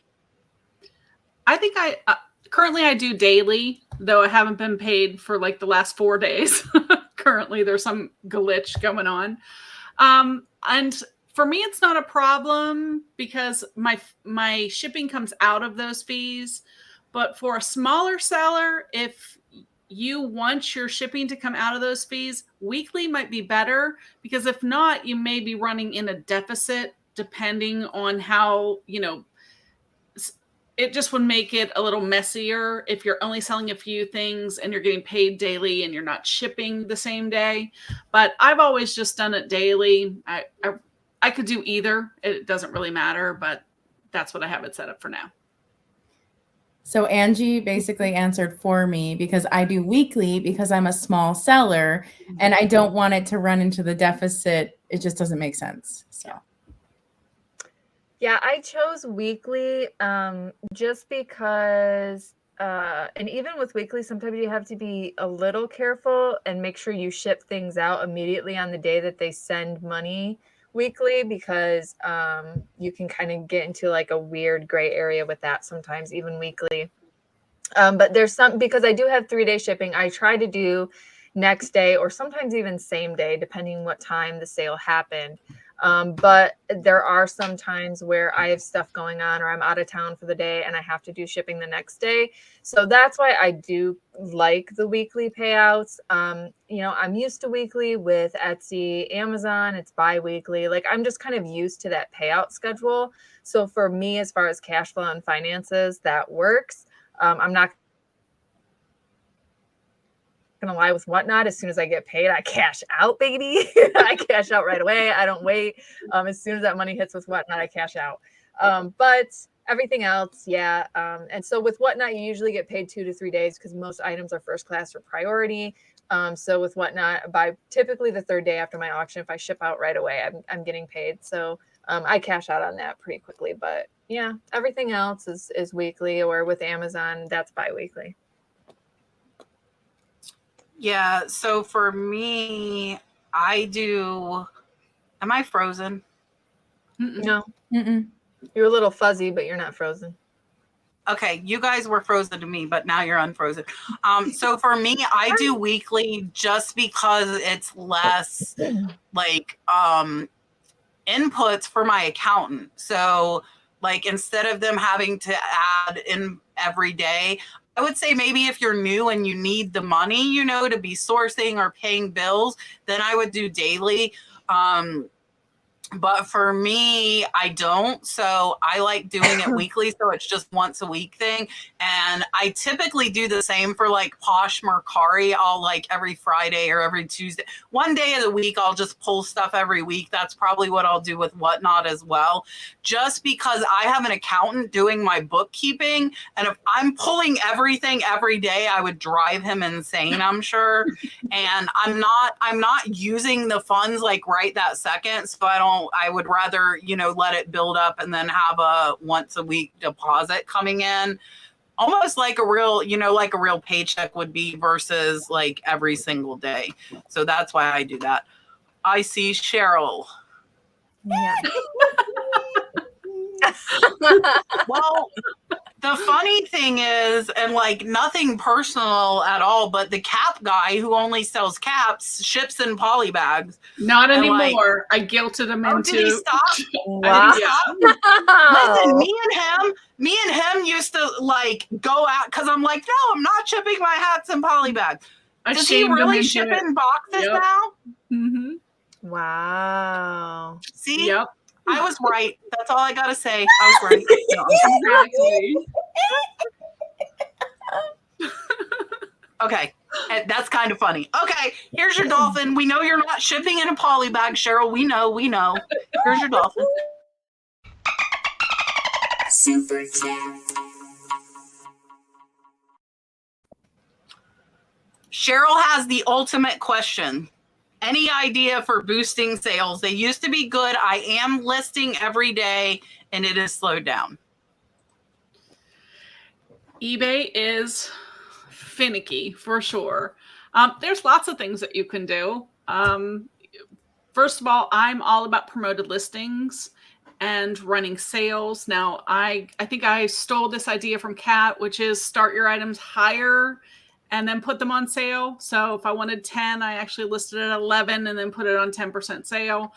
But don't just sit on those items. Don't just put your promoted listings on one time and then forget it and say, why am I not, seeing these sales? You need to end your promotion. I do it twice a week, and you need to end your sales. See, mine just runs forever. Really? Mine just runs forever. Yeah. I'm constantly, because I actually see the boost like after I change those, and it literally takes 5 minutes to end your sales and end, your promotions. And now, then not my reset them up again. sales. My sales I end every 3 days, but I mean the promoted listings. Yeah, I do that. You in those too? At least once a week, and I actually see a good increase the next day after doing that, and that seems to help quite a bit. But it's just what do all the things that we're talking about. If you try to list every day, end some items and sell similar, just keep eBay knowing that you're there. And sometimes if you're not selling, you need to really be honest about your pricing, and so not everything stays the same price long term. Things, shirts that sold for $15 now may only sell for $11. So you really need to always be looking at your store and checking for where things are in the market. I do price drop on my eBay. Just so you know, I really don't price drop on YouTube. just because YouTube tends to be a lot more of, it's just a bigger kind of logistical thing. But on eBay, I do price drop. I start the item with like exactly what I want to get, like the highest, and then I slowly price drop. Also on eBay, I tend to list all my items the same way, which might make people cringe. But if something's been sitting forever, I switch it over from an auction to a buy it now. And I swear it's like magic. Like somehow somebody now found the item. So sometimes I do that with items that have sat for a long time. I'll switch it to a different type of format. Yeah. Wow. I agree with both of you guys. I will dabble with sales. Sometimes I'll just do a random sale, like not even like around a special like Labor Day weekend kind of thing. Like sometimes I'll just do a random sale in the middle of August type thing. So I like doing that. I like doing fun little sales for a couple days, and seeing that boost kind of encourages me to keep doing it. I will revisit pricing for sure. Like Katherine said, I will sometimes switch it up. I am a really big buy now lister, so sometimes I'll switch it to an auction. What I found also, because I sell primarily books, is sometimes my lots are too big. It's too much. So there was a really big lot of vintage, and I still have more. Like that's how big this lot was. But I listed 30 vintage. They were all in Greek language textbooks from like elementary textbooks from like the 50s. And it was just such a big lot. And I broke it down to like just Latin, just geography, just English, just like a specific topic, like one or two books, and broke it down in specific lots and niched it down. And they sold so fast. And I had that big bulk listing sitting for like over a year. And I was like, oh my God, nobody wants these. Like I thought it was so cool. It was just too much. So that's like another thing too, is like if you have a really big lot of something that's been sitting for a long time, it may need to be just like broken down in a way that makes sense. In my case, I broke it down by like what the content of the textbooks were. Yeah, so my sales are down right now like 18% from last month. I just looked. So mine are down. I haven't been listing as much. I think everybody gave really, really good advice. Sometimes they're just down, you know. I think just doing what you're doing. eBay is a roller coaster. It is up and down. So like just keep maintaining doing what you're doing. Me, typically, if sales are lower, when I'm feeling okay, I will work harder. So I will list more determined to find something they like. I have started, like I do a tiered offer system. So like I send them 10% if it's less than 3 months listed, like on the send offers to buyers. I bump it up to 15% if it's 3 to 6 months, 20% 6 months to a year, and 25% if I've had it over a year. And that's been getting me a lot of sales of older stuff. So I think definitely make sure you are, you know, sending offers to buyers. I really need to try the ending and starting the promoted listings because I'm not doing that. But I was worried I would get punished for turning them off. That was my concern. So that's why I haven't done it, because I've had them so long and I have literally turned them off and my sales tanked. But I might try turning them off when I turn my sales off, because right now my promotions just are unlimited. Not my sale, but like my promoted listings is like a forever listing. It doesn't ever turn off. But I need to kind of play with that too, because mine are down a little bit as well. Chance, yuck inventory from early days. Auction it or donate it. What would you do? Well, early days for me is like 20 some years ago, so it's not that early. I don't get rid of items. Basically, after so long, what I do is use your store categories on your listings. Once you see you've had items for a while and you've relisted them. Now, I'm a big proponent of ending and selling similar. So I use a store category that basically says, you know, I put this on first quarter of this year. And then I can run sales based on that store category, which should be Q4 2020. And I know that's been on there for 2 years. So I'll run a 50 or 60% off sale on those items rather than donate them, because you can't get any more money. You can't, when you donate items, you've already purchased them. You can't really get a credit for that. So I would rather at least recoup my money. Now there's a few things that, are just dogs that I'm like, why did I buy that? That will never, ever sell to anyone. I was losing my mind that day. And once in a while, I'll get rid of those. But honestly, I sell stuff I've had listed for 2 years. So I just keep a hold of it. So I'm going to answer for my YouTube sales. And for me, I do end up donating. And what it is I think that really is the difference between a full-time seller and a part-time. Because for me, I value my time more than I value the income on the item, which is not the same for everyone in these squares. And the way I think about it is each time I try to sell an item, now my hourly rate just went down. And so if I have this item that I've tried to sell 3 times for $10, now I'm doing some kind of clearance sale and I'm selling it for $3. Now I've spent 3 times the amount of work on one item. Plus now I'm packing that item. It's just, I'm not paying myself what I feel like I should get paid. So yeah, I actually donate. So again, I'm the book girl, so I get a lot of free inventory. Like I said, I'm just blessed to have those connections and recycle books that way. So some books that I get are just extremely beat up, and if I don't turn it into a craft of some sort, it does get donated. I work with a lot of different charities. They're feel-good donations, though. I know they're not going to end up in a landfill. That's kind of like my whole thing with it, is I want to work with charities that are actually going to do something with it, even if it's recycling.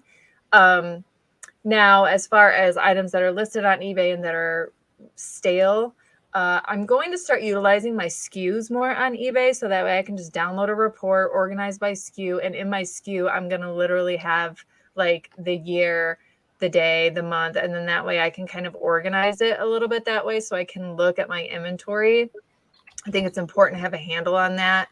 And so anyways, my old inventory, I've actually been selling on Whatnot. I have looked at a lot of the prices and I was just like, I don't know what I was thinking. And so, and they are over, if it's over a year old, I revisit it. Now, with that said, I do sell a lot of antique books, and some antique books are just very niche. You have to wait for the right buyer. And it took 8 months for me to sell a $500 book. I've sold a book after 2 years for $150. There's just certain antique style things that I will wait on because I know when I purchased it that it's going to be a long tail book. Or if it's a free book that I got, I mean, other than my time and storage, it's not, I'll let it sit. But yeah, my sale inventory, I have been able to flip on Whatnot. And, my auctions are, anywhere from $1 to $3. It just kind of depends on the book. So doing that in volume per show, it's worth it for me. So I've been able to do that. Yeah. So if it's really bad inventory that you don't feel like is going to sell, I would say donate it. I don't donate. I will give stuff away because I would rather give it to a person than most thrift stores. I'm not overly impressed with what they're doing, how they're pricing, especially here in my town. The main one that is a charitable one overprices, stuff sits there forever. So I'm not going to donate stuff to them. There's another one that's amazing. That's a church one. But they have so much stuff. I don't think they need stuff right now. So I give it to people in the community that go and sell at the flea market. Mostly mine's not listed stuff. Mine might be stuff from the death pile that I am really looking at hard, that I might have sourced a long time ago, but I didn't list. And is it really worth either my time listing or paying somebody to list it? And if it's like a $5 or $10 item, once I pay my listers $2 to list, 20% in fees, then it's probably not worth it. I'd rather give it to someone who can go sell at the flea market and they get $5 for it, you know? So I tend to give them away, but if it's listed for me, it stays listed because I've already spent the time. I have the inventory space. So unless like my filters that were taking up my whole loft, I took $1,000 loss and I gave them to those, like, here, come and get them. They haven't got them all. They got like half of them. So I have half a loft open, but, like stuff, like if I was seeing like a whole shelf that was whatever, and I'm like, I've had all this stuff for 2 years, that might be something that I would say, okay, I'm going to pull it and give it away. I don't think I would auction it because if it hasn't sold in 2 years, probably isn't going to sell on an auction either. I'm kind of going the opposite way for Whatnot. I'm sourcing specifically for Whatnot. So like all my Whatnot inventory is going to all be brand new. But I might think of doing something like that, like a clearance Whatnot sale of stuff that's been sitting here. But I would say if it's not listed, you're coming up to it, it's yuck inventory that's been in a death pile, I would get rid of it versus spending time on it, you know, because you pay to learn. You pay to learn, and that's just how it goes. So, you know, let it go, whether it's donating it or Facebook's great. You post free stuff on Facebook, somebody will come get it. I don't care what it is. I don't care what it is. Tell them stuff is free and they will come. And then like I found a good person. So now I don't post it on Facebook. I text her and say, hey, I have this stuff. Can you come get it? And she comes right away and she gets it and off it goes. So it's great. But yeah, so here is your dolphin. And I think I saw Cece again. Here you go. Super chat. Before Cece, we have Michelle. We got another sticker. So she's saying her SKU example. So for me,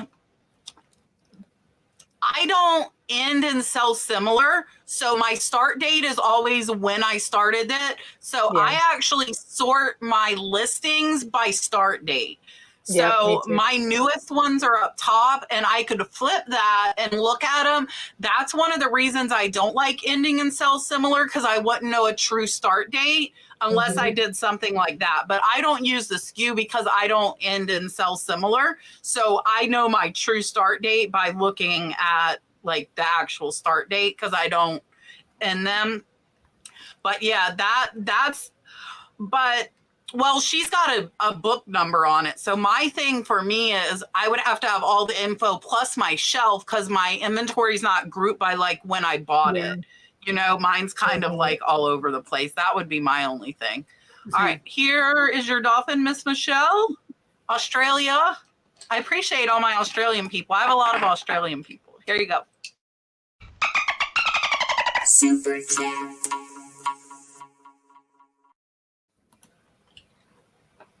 You're welcome. Cece says great advice from all four of you. Thank you. You are very, very welcome. I'm going to highlight a comment here in a second. You guys are going to laugh at me. We do have 500 in the chat. So thank you all for being here. We appreciate you all. Here is another dolphin, Miss Cece. Super chat. Tiffany, I don't know if you're still here. I saw a Thrifting Vegas comment scrolling through. Thank you for coming in. I appreciate. Oh, I saw Dave, Midwest Picker. Guys, I'm going to tell you what time I'm at once I get back there because I'm incessantly scrolling. I'm at 8:04. That is how much chat I have read. 8:04. So yeah, again, if you want to make sure your questions get asked, put them in early and then come back later. You don't have to stay and hang out. But some weeks I get through them but most of the time now, I will not lie. Most of the time I do not get through them anymore. I I wanted to highlight this because Lisa said this at 8:04. Better take it easy on the comments. I won't ever get caught up. No, I'm at 8:04. I'm at 8:04. So guys, there are so many questions, and we probably could stay live for 10 hours and not answer them all because they'll keep coming the longer we're live. And yeah, so the idea of this though is it's a hangout. So it's 500 resellers or people interested in reselling. So they can all answer your questions too. And you can get a bunch of input too, even if we don't get to it. Snowberry Vintage says, I know you're allowed to put priority boxes together to make a box, but are you allowed to cut down a single priority box to make it smaller? I think just one of us needs to answer this one. Okay, I will. Yes, you can make it smaller unless it's flat rate, and then you're not supposed to. Mm-hmm. But you can. They just won't charge you the flat rate cost. If you want to keep it that flat rate, you have to keep it the same size. But otherwise, absolutely cut it down if you want to. Cut them, put 5 together. The most I've put together is 3. And I'll go ahead and grab this one.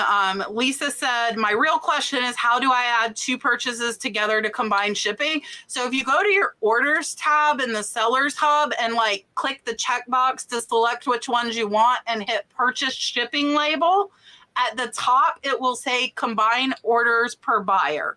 And then you can put them into the same. Now, if they haven't paid, you can go to orders awaiting payment and send invoice, and it will combine them into the same invoice. And if you do that, it automatically comes up together on your shipping. You don't have to go through that added extra step.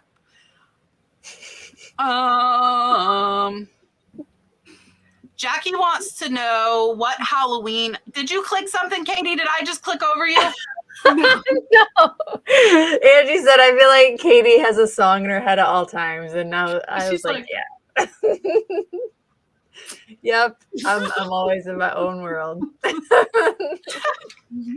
Dalton's been singing lately, so I've had random YouTube cartoon songs stuck in my head. One of them is Kyle, he's a super bus. So it's Kyle, he's a super bus, and that gets stuck in my head the whole day because Dalton sings it.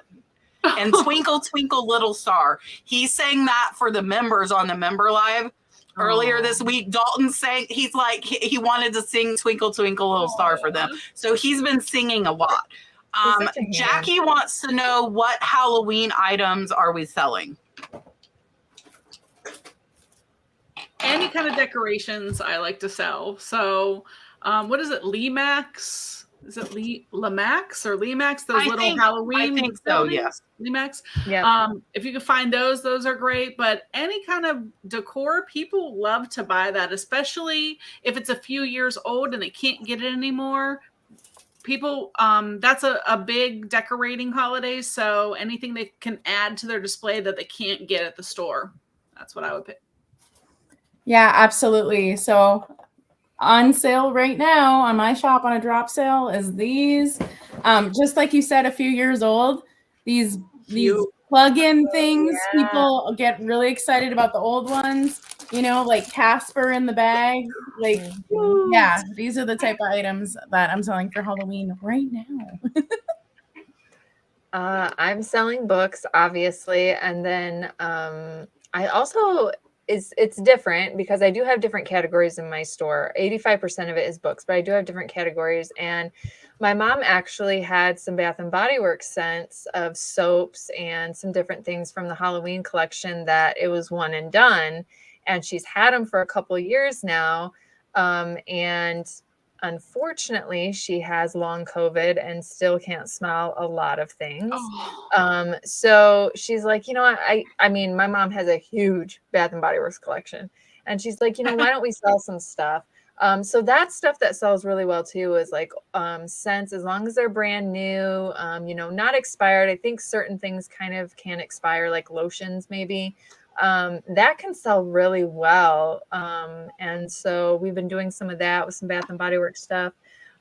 Books, obviously, I sell a lot of things that are like serving kind of things, because a lot of people have parties. So I'll like sell trays and bowls and you know, that kind of thing. Like kitchenware is really easy for me to find in my area, so I'll sell a lot of like holiday kitchenware kind of stuff. So that sells well for me too. Yeah, I don't have a lot of Halloween, so I haven't been selling a lot of Halloween. I just haven't come across it. The few things that I had a WDC like Tigger Spooky Halloween figurine, but I don't actually. I think I have a friggin' blow mold back there that's not listed, and I think I've said that like 5 times. A giant pumpkin. I should go make myself get it after the sale. Yeah, because I'm going to totally miss the bus on that one. But I don't have a ton, so I haven't been selling much because I haven't found a lot of Halloween stuff. Judy! And costumes. Costumes. yeah, List those now. Oh, yeah, costumes. Judy said soon everyone will know her, and that's the mindset. So we didn't say that earlier, Cece. I'm going to tell you guys, Brad thought I was nuts, okay? He thought I was crazy because I, from like 50 subscribers, was like, I am YouTube famous. Like, I'm famous. And I think it's all mindset. And now, like 50,000 subscribers later, who's laughing at me now, honey? But, you know, like... I think, and it's so funny because like the new channel is like doing that all over again. Like the excitement's there again. Like I think we probably hit 4,000 during the show on my new channel in less than 2 weeks, which is absolutely amazing. But I think having that mindset, like it comes across the whole like manifesting and projecting, like, no, like just like that. Soon all will know me. Like have it in your mind, like I'm YouTube famous. Like I don't care if I have 5 subscribers or 5 million, like you're going to know me. That it matters. And it comes across in like how confident you are in your videos. So Judy, congrats. And yes, soon, because you say that, soon that all will know you. Here is your dog. Yep. Super chat. I love that. I love it. I love it. Where did I go? Oh, Kelly, for the eBay store packing supplies, it's super hard to like get to it. I think eBay does that on purpose. But if you have the $19.99 store hire, you get it, whether you have sales or not. And it's under like managed store and promotions. I think Kevin Commonwealth Picker has a video on how to find it. Mm-hmm. If you look on YouTube, there's a video. It's not like super easy for me to explain, unfortunately. And I think eBay does that on purpose. B Selling wants to know, can you guys explain your research process after a big buy? I usually do a lot of the research before the big buy, but I see what you're saying. If you buy a lot of stuff, you obviously, I use a lot of Terapeak. If you don't see something or you don't know what it is, Google Lens is your friend. Yeah. I have not, because I don't do a lot of collectibles. I haven't done Worth Point. I don't do a lot of jewelries or like collectibles like Kat does, but Terapeak will help you tremendously if you're doing newer items, just to give you a whole year's worth of how much something sold for. Yeah, and for me, Google Lens really is my friend. Sometimes with vintage, you'll have problems like, I have this Black Panther, this really cool vintage Black Panther, and Google will just give me pictures of Black Panthers. So keywords are It'll huge. identify the animal. Yeah. So keywords are huge, and even like really random things that you think wouldn't help. Like sometimes there's like mold numbers on the bottom of stuff. I still put that in when I'm searching. And I also use like words for the genre. So I'll use I'll be very specific with vintage. Like I'll put words for the genre, and that's different with other people. But for vintage, like the more you know, like, hey, that's deco. Hey, that's deco revival. Like that will really help you search. But I also agree with Angie that I usually do the search before for a big buy. Even when it's like a big giant lot, I'm still there putzing through it first before I bid on it. Yeah, I would say that too. The only time that I do a really big buy where I don't like deep dive into it is if there's one or two items that I'm already going to make a profit on that purchase. And that happens very rarely. It's usually at like estate sale settings where it's just like a big box of stuff. So yeah, I would say that. And then WorthPoint, actually, I do have a subscription. I thought it was very niche as well, like Angie said, with like antiques and things like that. I use it for books. I even use it for more modern items. The thing I like about WorthPoint is it will show you, because eBay shows like what? The past 1 year max, 1 year. Yeah. So WorthPoint will show me something from 2 years ago or even farther It back, shows like 10 years. 2008. Yeah, way back. So I did like that, and I thought it was just older vintage items because that's kind of how they market themselves. But I can do it with a lot of things. So I'm actually almost on WorthPoint every single day now. I don't use Terapeak. I have heard good things about them. Obviously, Google Lens. I love Google Lens. There is a scan text feature now in the eBay app. So I use that a lot with book titles if I'm looking up something with book titles. And then Google Translate, because I do get a lot of foreign language books and I'm not super international. So if it's not Spanish, I don't know what it is most likely. So I do use Google Translate quite a bit, and that helps me there. So I do all those things. And then just general Google search. Like I use just a general Google search and it will show me, and I click the shopping tab and I can see all types of different platforms, including places like Biblio and A-Books, because I do a lot of books. So I like to kind of get an idea of what other platforms are doing sometimes with a book, because what I found was super rare in vintage books is just because I can't find a sold listing on eBay doesn't mean on WorthPoint I won't be able to find it, and it's probably appreciated since then, and I can probably bump up the price another 20 or 30 bucks. So I would keep that in mind too when you're doing research on stuff. But yeah, that's kind of my process. I guess I just regurgitated everything they just said. Yeah. I just want to make sure, like, again, and reiterate what everybody said, and that's that you should be researching before the big buy, at least enough to the point that you know your investment is covered. So for me, I don't research a ton if it's a lot, but I research enough up to my bid point. So let's say I'm going to bid $200. I'm going to research enough pieces to know that I have $200 there. So if that's 3 pieces or 4 pieces, maybe it's only 1 piece that covers the whole lot. That happens. So I would research to the point to know that my investment is covered. And now with like the Harley pens, I know minimum I'm going to get $10 a pen. Okay, there's 600 pens. That's $6,000. If I bid $600, I am more than covered. Now, as far as after them, just one by one, but don't spend too much time on something. So like the Harley pens, like I said, I just estimated how many are in the lot, knew I would pay, I was willing to pay up to $800. I paid $600, so I'm $1 in per pen. And then I research each individual one as I list them, but I don't put more than 5 minutes into each item unless, from my experience, I know that they will sell for high. I think a lot of people make the mistake of over researching. And like Katherine was saying earlier, my time is worth more than that. I am not spending an hour on an item that ends up to be worth $10. My time is worth more than that. If I paid $1 and I get 10 or I get 15, I am happy with that and I let it go.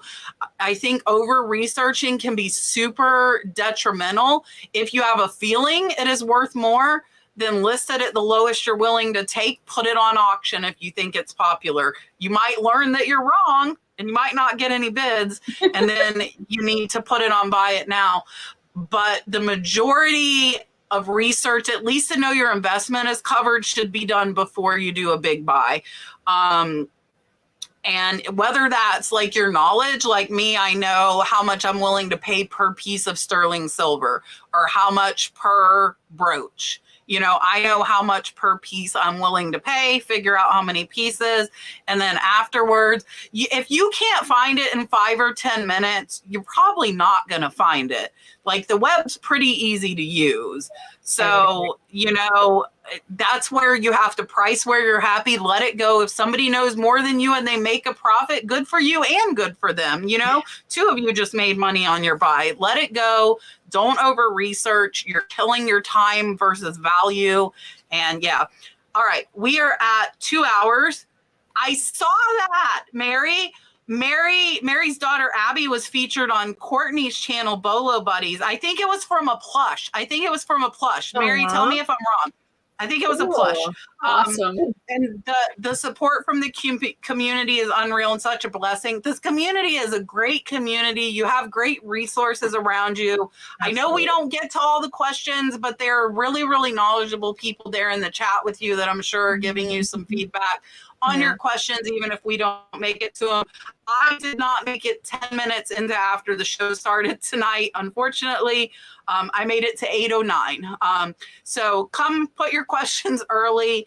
But they get answered. There's a lot of knowledgeable people in the chat that are super helpful and knowledgeable. So it doesn't have to be us answering it to get that value and get those answers, because we have a great community. Mary and Abby, congrats. I'm super happy. That's really cool. Hopefully Dalton will be interested like that. I hope. I might let Dalton help me on some whatnot sales. I thought about doing like a Dalton whatnot sale on the weekend when he's out of school, because he loves to show the people stuff. So I might do that. So Mary, here's your dolphin.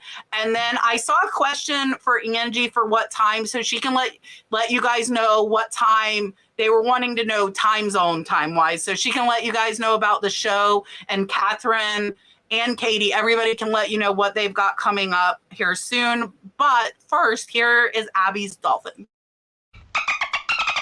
Super chat.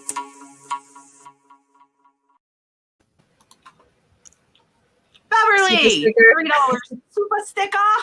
I We're not think getting away that's from everybody. the dolphin yet. The dolphin haters are hating life right now. Here you go, Beverly. Super chat.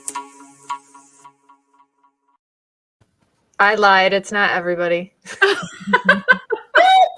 okay. We will answer. Linda wants to know, do we all do 30-day free returns on our items? Nope.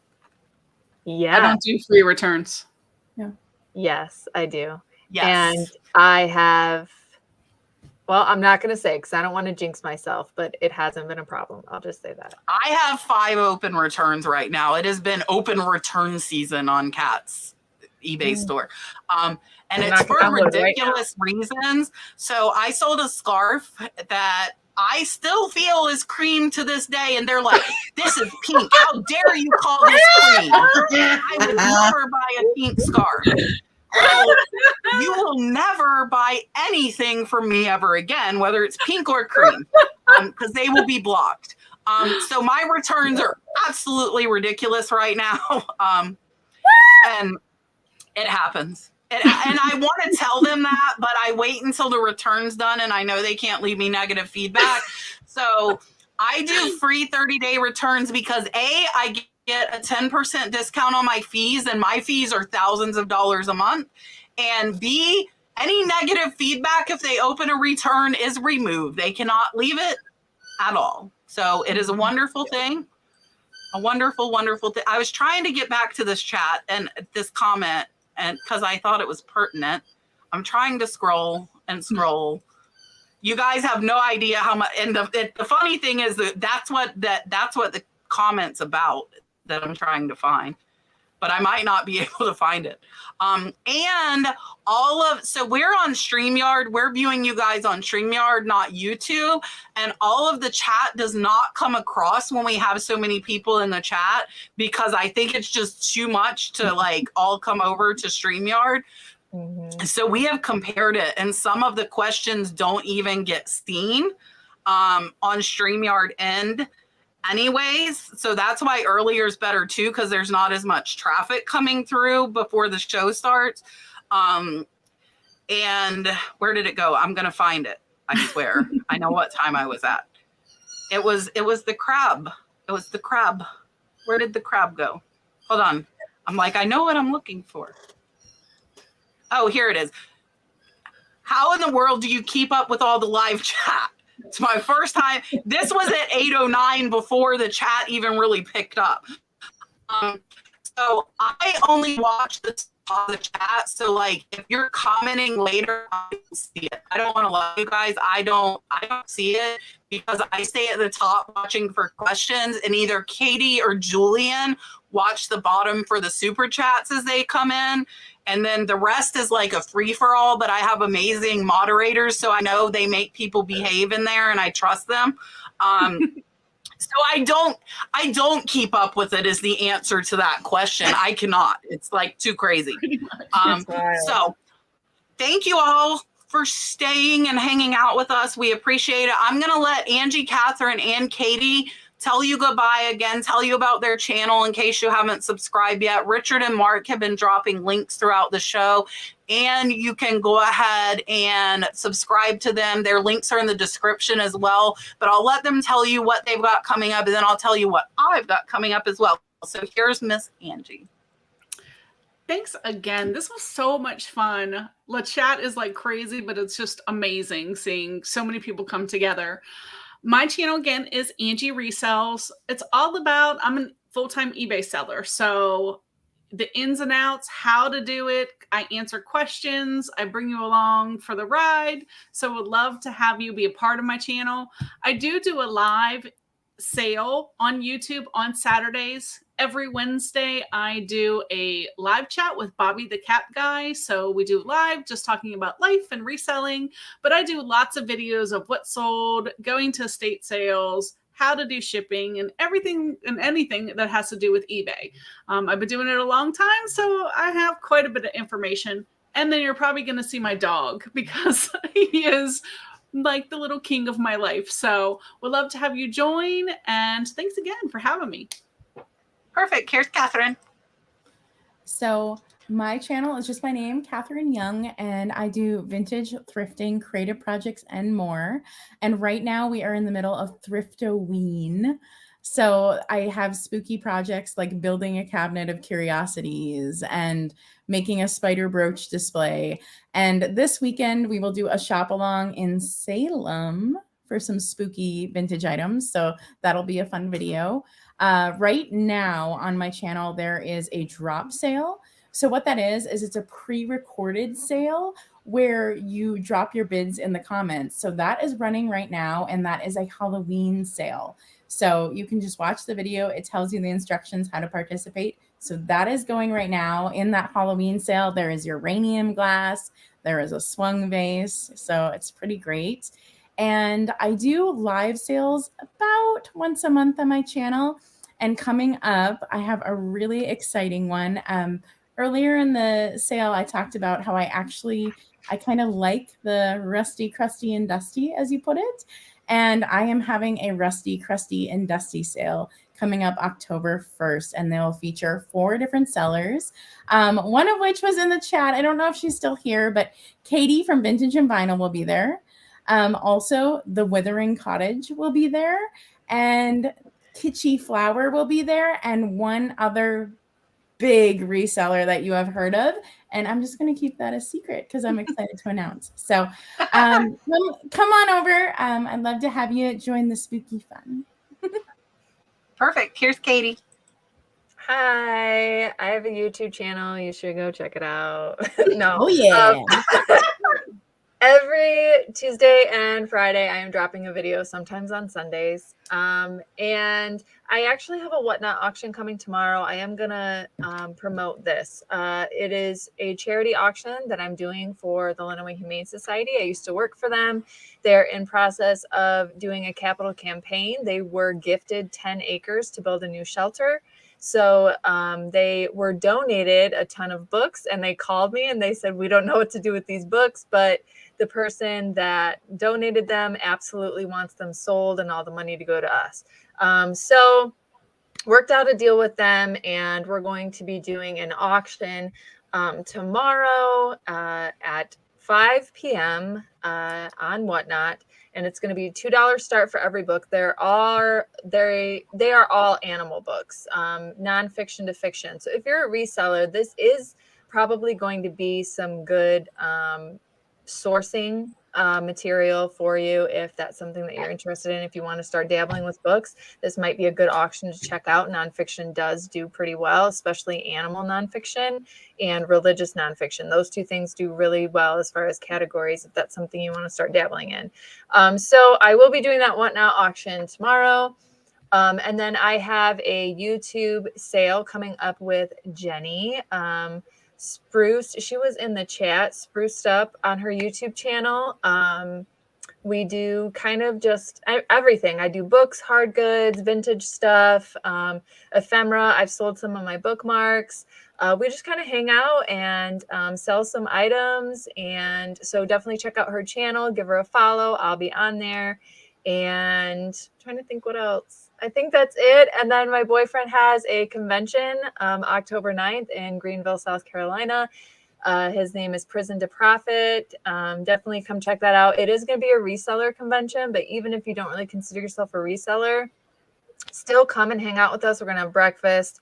We're going to do golfing at Top Golf in Greenville. And then we're going to go to a bin store. And if you don't know what a bin store is, it's a store where they have Amazon liquidation and you can buy them for $5 or $7 a piece. And they're items that you can resell.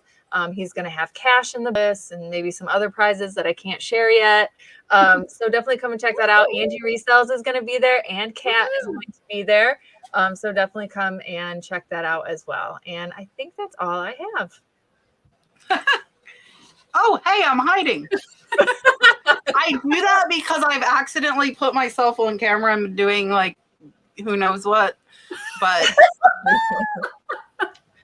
Yvonne's done it, and I've been like brushing my hair. So now I know, like, whenever I'm not on screen, I turn my camera off. I've learned that the hard way. Yes, I hopefully Brad will be past this. I had to miss FlipCon because Dalton had COVID. So hopefully my husband will be feeling better at this point. But my plans are to go to the Prison to Profit convention. That is my plan. So if you can, that will be fun for sure.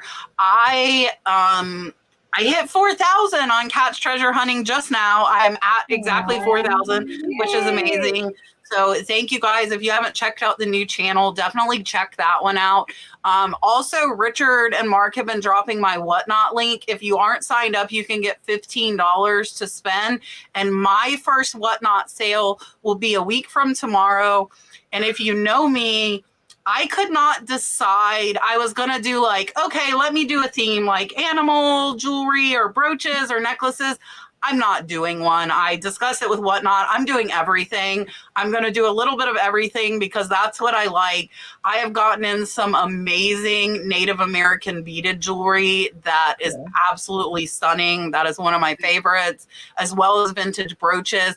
I am giving away probably over $500 of jewelry on my Whatnot sale. So I will be giving away a $200+ Miriam Haskell shell necklace and earring set. I will be giving away a 14-karat gold brooch that I got lucky enough to find in a lot. So I decided I would pass it on. It is 14-karat tested, and some sterling silver pieces will be given away as well. So the giveaways are going to be like top notch for this first sale. don't get used to it because I don't think I have that much to do. Set a precedence. I'm starting the bar high, but I might not be able to maintain that. But there will be hundreds of dollars given away. So definitely I should be scheduling it tomorrow or Thursday and cataloging so you guys can see exactly what's going to be for sale. And you can do pre-bids, and I probably will put buy it now. So if you see something you have to have, you can go ahead and buy it. If that is the case. And yeah, so it's going to be exciting. Follow me on Whatnot. I'm excited about it. I haven't decided if I'm going to do once a week, twice a week. I might even do 3 or 4 or 5 times a week if I like it enough. Ooh. I might, well, because I've got some bills I need to pay, and I've got a lot of stuff, so I might sell a lot of stuff on Whatnot.